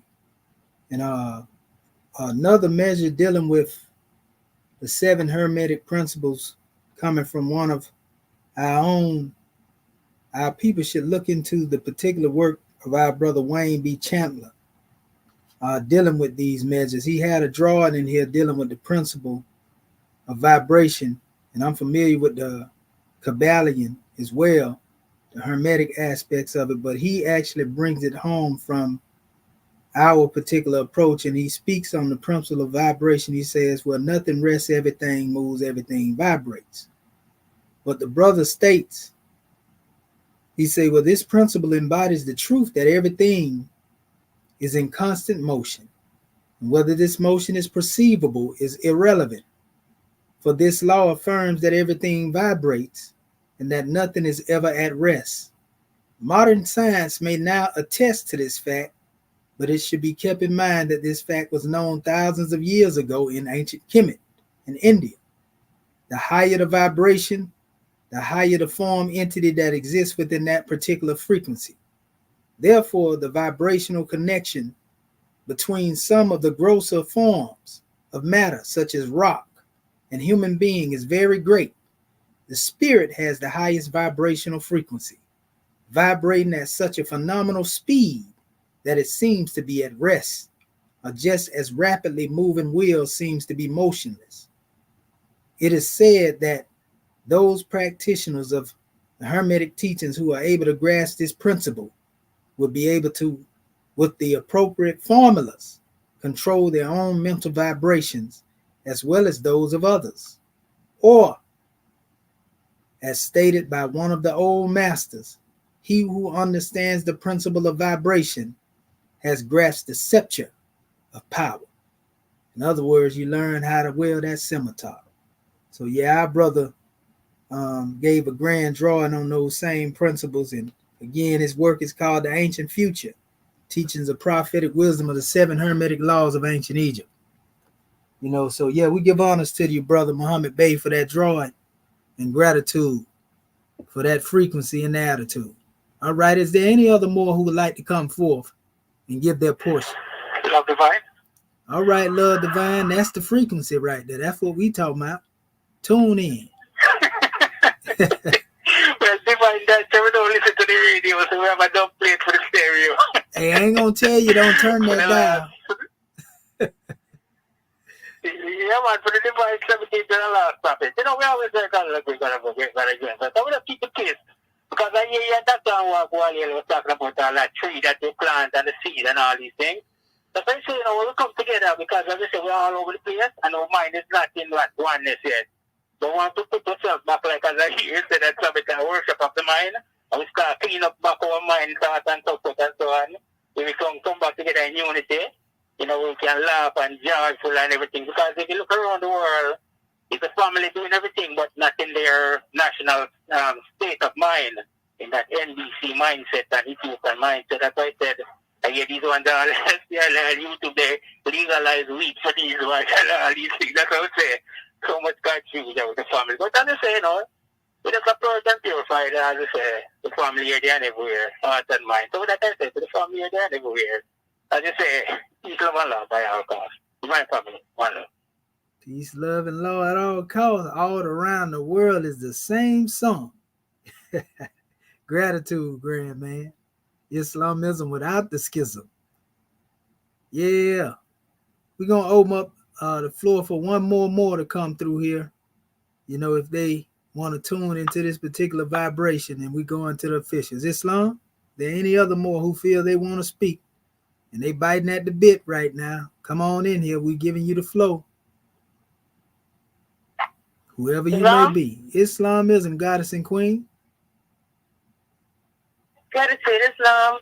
First I rise and give praises to the great God Allah, honest to our holy prophet, Double Jawali, honest to our government, our most American government, honest to our officials, our National Grand Sheik, our National Assistant Grand Sheik, our National Grand Chairman, our National Grand Body, National Assistant Grand Chairman, our National Grand Muftis, National Grand General. For you, most Virgin Islands, I just want to thank you very much for a beautiful class, a very insightful, very enlightening, and it's very empowering to know that our family is coming together and understanding the powers each and every one of us has been bestowed. And when we're realizing that sometimes our masters are such a bright light in our lives, it might be blinding. And we need to absorb their light, but we need to actually give them the room to shine their light. So I want to thank Dr. Kenya for a beautiful talk about my class from last night. It's wonderful, perfection is because we are operating in the will of the great God Allah. Thank you very much for allowing me to speak tonight. Dr. Shedu, I still have to go back on the playback to really give you a really good insight on the class, but thank you so much for being such a powerful angel in my life. And thank you all divine ministers and fifth angels. You are doing a wonderful job. Love you, Morris. California, Morris, Virgin Islands, International Islamism, goddess and queen. We give honors to you for your high frequencies. You know, and we give honors to our chairman, yeah, like you said, for making us the angel, giving us the angel number. That number represents a frequency. Islamism, we give honors to you, goddess and queen, for that drawing. Yeah, and I love the measure when you spoke on the light. You know, like you say, we got to give, you know, that room for that light, you know, in order for us to shine. That's a powerful measure because light, a lot of people don't know light. In most cases, they say, well, this is the fastest thing. But, you know, they said in certain aspects that sound, you know, is running neck and neck. So we give honors to you, goddess, for that special drawing. So at this time, what we're going to do, we're going to open up the floor for our officials, starting with our sister, Alceta Moon El, if she's present. Islam, National Assistant Grand Sheik. The goddess is unavailable at this time. Islam, peace and love. She's on a mission.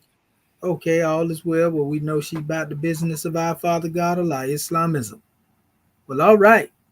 Well, let us call forth our National Grand Mufti, Dr. Khonshu Ma'at Herube, Islam of the Royal Council. Islam, you there, Grand Man? Islam. Islamism. That's our religion, gratitude, great one. And it's been a grand class. Also, demonstration. We rise, first and foremost, giving all thanksgiving, adoration, worship, and praise to our Father God Allah, the great God of the universe, most beneficent and most wise. And we give the highest honors that we can give to his prophet, our prophet, the last prophet in these days and in these times, prophet Noble Drew Ali, the savior of humanity. So we give honor to his forerunner, Marcus Mosiah Garvey, and we give honor to his government, our government, the Moorish American government, the government in which we live. According to Act 6, we give honors to the officials of this said government, our divine ministers, swift angels, mufti, our royal council, and our secretaries. We give honor to our citizens, the Moorish Americans. We give honor to our flag and our divine constitution and bylaws, our Holy Quran, our Grand National Seal, Grand National Emblem, our Book of Fire, the Exhument of a Nation. We give honors to everything that is Moorish. We give a special high honor to you, National Assistant Grand Sheikh, for bringing forth this grand Moorish perspective this evening. Definitely vibrate on that high vibration. So we give honors to all of our Moorish kin who have spoken before us, and to our Moorish kin that will speak after us. We give honors to you, angels. We just continue to give the honors where they're due, and honoring all true and divine prophets. And yes, we give honors to our ancestors, as they have come before us, leading the way, and we are them today, without a doubt or contradiction, because no one has the power to change man from his descent nature. And praise Allah for that.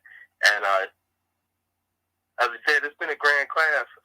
We definitely went into the, add up realm dealing with the vibration and how it comes out in the tone and how it's expressed, even in the healing sense. How the vibration can be used, like I said, that 174 to bring about the healing, or as you go through the different hertz and different thousands of vibrations, you can use it for different things. Memory enhancement, third eye opening, all these things. Ones found out that because everything is vibration, everything is a movement, everything is that cycle, and even light is vibration, sound is vibration. Everything is on a vibratory scale. It's just how those sentinels or our senses perceive it, but it's still the vibration. Even our very the atoms that make up our physical body are not, solid. Is a vibration. It's not only electrons and protons spinning around a neutron in a certain way, but it's still as you're talking about when we look at cymatics, it's a certain vibration that brings a pattern or a form into manifestation. And it's been proved in the science, and that is, I think, very important for us as we look at how we continue to create our own reality.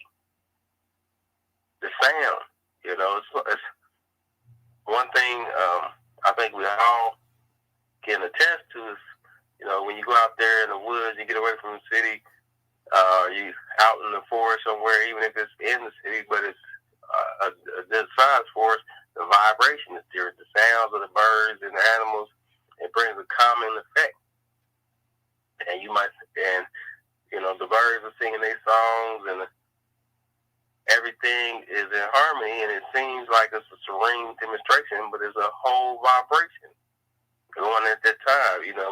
Where we look at the Schumann resonance, dealing with the vibration of the earth, where we're dealing with the tone and the frequency of the birds and the animals as they are singing their songs of gratitude to Allah for the life and the creation and the day. But but it's a whole vibration, and when you get in there, you get surrounded by it. It's a whole a healing effect, but it's a whole what they call a vibe or a mood.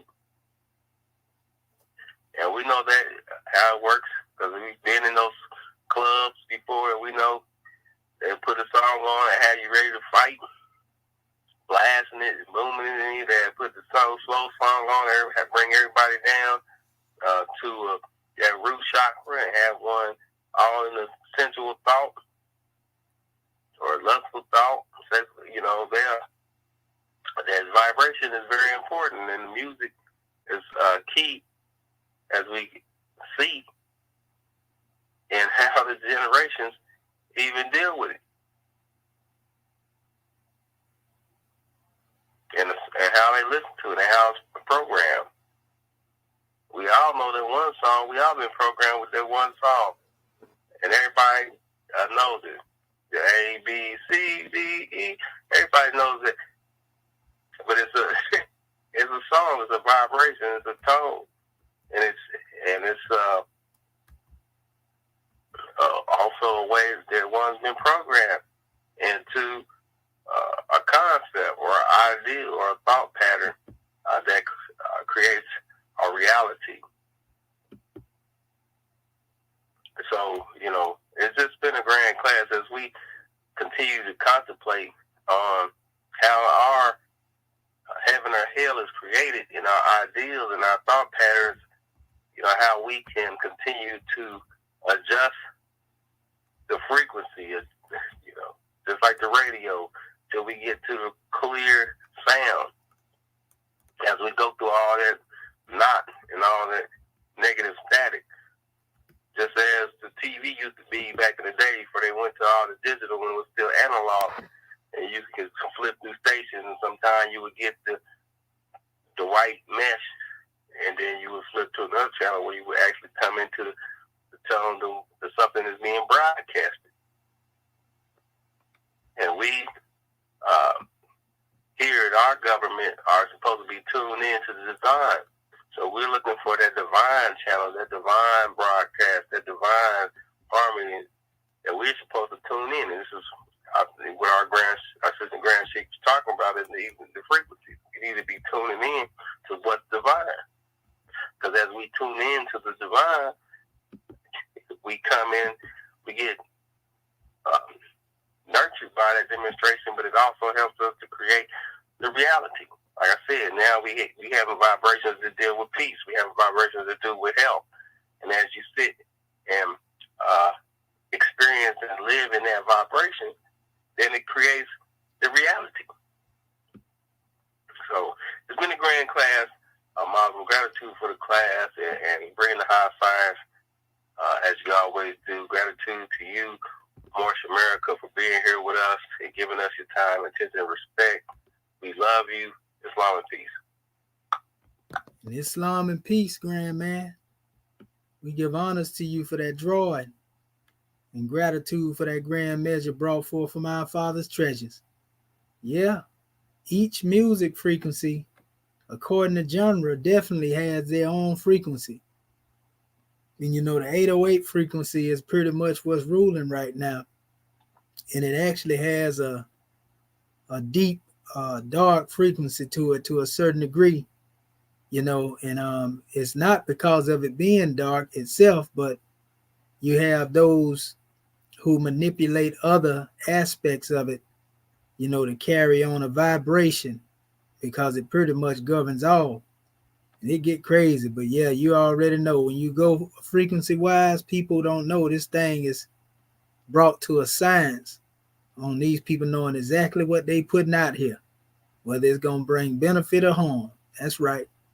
And it's up to us whether we accept, you know, allow this to be absorbed into us, or we have some form of frequency repellent, so to speak, when it's time to repel, you know, and block that demonstration. Islamism without the skills, and we give honors to you, grand man. Gratitude. At this time, let us call forth our Grand National Secretary of the State, Sister Shepsut Rakat Ma'at Anpu, Tutankhamun Bay. Islam. Islam. Grand class, Dr. Shaheed. Islam Moorish Ken. First of all, I want to rise, giving all praises to our Father God Allah, giving honor to our Prophet, Noble Drew Ali, the last prophet in these days and times, giving honor to our Moorish American government, all of our officials, staff, Swift angels, muftis, divine ministers, most especially our Moorish Ken. Giving honor to all those Moors who spoke before me, all those Moors that will speak after me. Giving a special honor to our National Assistant Grand Sheikh of Moorish America for opening our meeting according to law and hosting our Moorish Perspectives class this evening. Also honor to our National Grand Secretary, State of South Carolina, Dr. Dendra Ania Kurtabay, for taking registration and reading our subject chapter for the week. Our subject matter coming from the chapter on justice, ayat 13. Finally, O son of society, examine thy heart, call remembrance to thy aid, and if in any of these things thou hast transgressed, make a speedy reparation to the utmost of thy power. This has been such a grand class, and much gratitude to all of my Moorish kin that brought forth for a measure. Dr. Shaheed, you have so many keys in this class this evening, and they were so much on point and very timely. I thought about how our prophet states, in our unity is our strength. And being able to have that collective vibration, which is what one nation or one free national name is about, that brings about recognizing the importance of together we stand and divided we fall. So and coming up dealing with learning how to play the piano, small, and I also came upon studies that spoke about the music scale and the various notes. And learning piano, one's ear had to be trained, like you had your back to the keys, and then when the instructor played a key, you had to be able to determine what the note was. But also recognizing the fact that when you tune into that vibrational note, you are also, if you're conscious of that fact, you're also bringing healing to various organs. Like if you say the note C, you bringing about healing to the special organs on that vibration of the note C.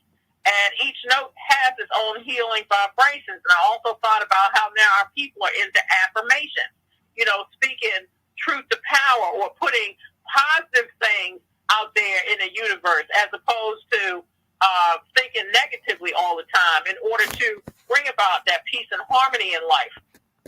And when you were looking at and speaking on Moors being a custodian of these lessons, and we are the return of the ancient ones.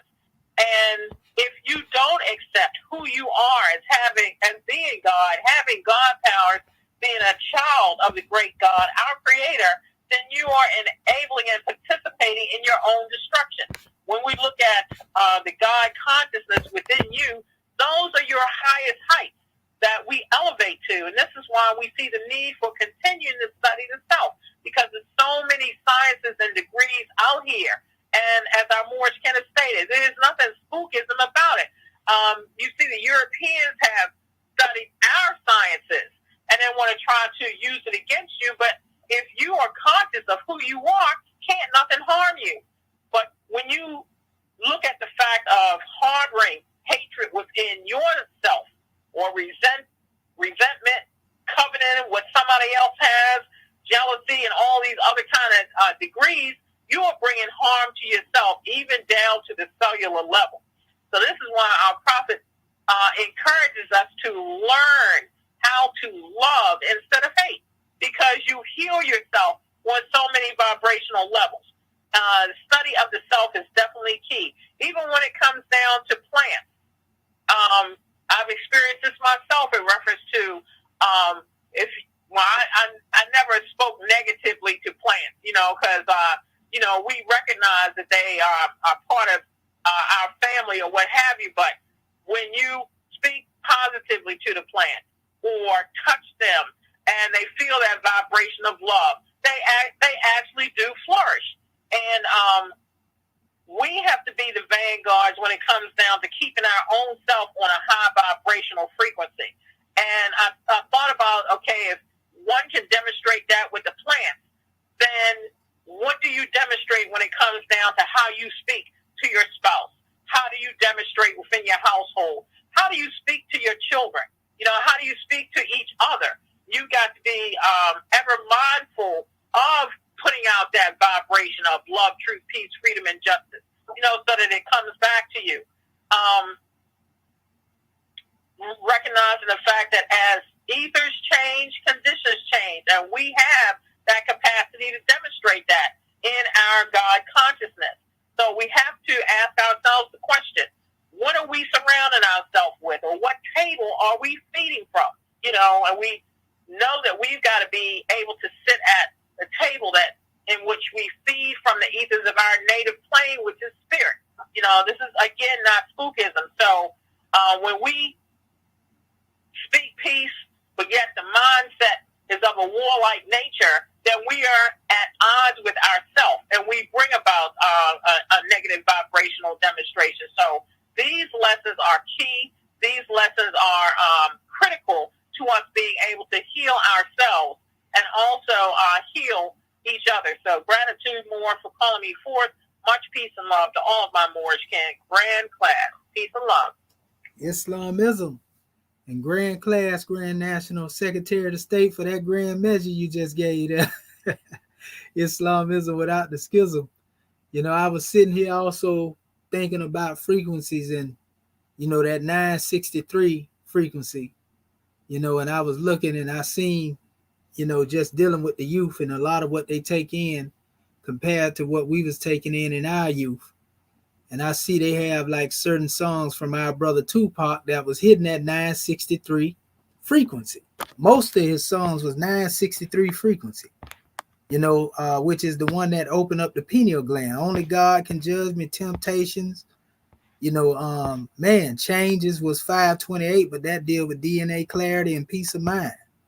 So like it makes me see something else, because if we can look at what some of these artists are demonstrating as well, if they on that God frequency, and Rome know they on that frequency, they know that they have a power to direct people in a certain level. And I can guarantee you, when you deal with Bob Marley and other individuals as well that were influential, Marvin Gaye, most of their frequencies were in that same line. And but it's a thin line between those frequencies, and the way Rome like to use them, because they can twist that measure up and have you dealing with the frequency of their gods instead of the gods. So we give honors to you, Grand Secretary of the State, because the frequency that we have in this teaching here is definitely 9.63 and beyond. Did I say 7? Islam, we give honors to you, goddess and queen. And at this time, we're going to call forth our Grand National Chairman, Dr. Akin Acton Pert M. Heru, Tutankhamun Bay. Islam, you there, Grand Man? Close as a thought. Uh-oh, we know that's the frequency the prophet brought, so we just going to get out the way. Islam isn't without a schism. Living rise to praise to Allah and honor the Prophet Noble Ali. It's still much honor to Noble Ali, the last prophet these days in time, for bringing us, his Moorish American nationals, everything that we needed in order for us to save ourselves as a nation, our own government, our own divine constitution, our own God, history of our own forefathers, everything. And so subsequently, more, we are just blessed. We are so blessed that there is no reason for you to keep stumbling and making mistakes and turn against yourself as well as each other. A lot of us don't even realize when you turn against your brother or sister, you're going to turn against yourself first in order to do that. In other words, if you're going to head south, then what makes you think happens to north, east, and west? And you already headed south. So the thing about it is more that you have got to come to the realization there's a reason why in your questionnaire, the first thing you run into is who made you. And so once you realize that you and Allah are one, you and love are one, you and truth are one. It's just a wonderful thing, Lord. So it's an honor, blessing, and it's just an honor and blessing. Well, we are just so proud of. Thank you so much for this wonderful class. More, we love you. Islam is without a schism. Peace. And Islam to you, Chairman, for everything it is that you do to make sure we follow everything that our prophet drew from. We give honors to you for that drawing and gratitude for all that you will continuously do. It's a blessing to receive the lesson. Islam. Well, all right. Speaking of the blessing to receive the lesson, we might as well call forth our national Grand Sheik. We know he vibrating from that Godhead frequency. Dr. Serapis Amin Rael. Yeah, we talking about you. Islam, where you at, Grand Man? Close to the south, Mo. Oh, man. Give us that vibration, Grand Man. Drawing. Islam. We already got it. This illustration don't need no more sharpening. And, the cut of tools has already been there. And put that vibration on the manifest. We want to give a lot of praise, though. And highest honor to the prophet, Noble Ali, for setting us all free. Thank you, prophet. Honors to this chapter and the lesson this week, and the more that gave the lesson, the vibratory rate, the vibratory tone, the tone in which cause one to move about without questioned out of contradiction. And second, they standing still, but they're moving still. But this has been a grand demonstration, Mo, and I appreciate you giving it to us as take a little emergency move, but at the same rate, we still got vibration for the nation on our mind every day, 25/7. And this is why it is a grand demonstration to hear is being spoke of on this call. And we pray that the Moors will seek faith or get in line and let's how they say, let's get things in order so that we can go on and bring our brothers and sisters home where they need it, where they belong. Islam, January 15, 1929, warning from the prophet, read in every meeting. I hereby inform all systems and must end all radical, activated speeches while they're working on the streets. We are for peace and not destruction. Stop blasting your cards and your fears and causes confusion. Remember, your card is for your salvation. Faith to obey these orders of good and fear consequences. We are for love, truth, peace, freedom, and justice. And when these principles are violated, justice and must take its course. Any citizen that group should listed towards the prophet. All the temples are violating the divine covenant of the Moorish movement will receive a reward from Allah for their unjust deeds. All true Moors will and must obey the laws laid down for them by the prophet. They lose confidence in the prophet, just turning their card in presence, cease one determined fears, and return to the state where the prophet found you. This is an everlasting movement founded by the prophet to the will of Allah to redeem his people from their simple ways. By all the prophet knows the Ali. This divine warning is supreme laws now, and will be enforced by the state government hereby. Islam. All the covenant of the Asiatic nation, they are the children of one father, provided for by his care, and the breast of one mother has given these sons. The bonds of affection, therefore, unite you with thy brother, that peace and happiness may dwell in thy father's house. And when you separated in the word, remember the relation that binds you to love and unity as for another state for thy own blood. Thy brothers in the first assist him, thy sisters in temple forsake them not. So shall the fortunes of our Father contribute to the support of his whole race and his care to continue to you all in your love to each other. Islam. This meeting is officially closed according to Act 2 of our divine constitution And love, truth, peace, freedom, and justice. Go in peace, more. Have a beautiful evening. Islam. Islamism. Grand class, boys. Peace and love, brother. All come here today. Grand class, Islam.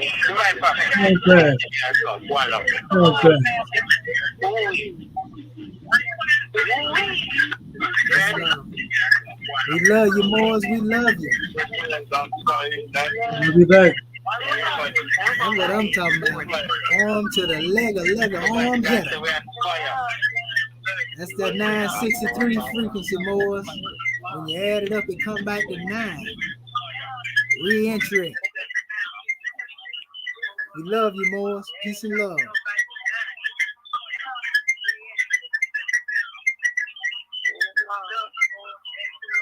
Islam. Goodbye. All right, we want to give honors to our family out there. Noble Brian L., Charles Roy L., Yakub, Hamid Gamble Bay, Gary Miles Bay, Vincent. We give honors to you, brother. You know, so we say gratitude to all of you. Like we was just saying to our family, man, we're going to keep this demonstration on that 963 frequency. We're going to see if we can do some healing together. You know, this is the saving power. Like I was saying, 963 going to bring you right back to the 9. Re-entry. Peace and love. See you more at the next measure.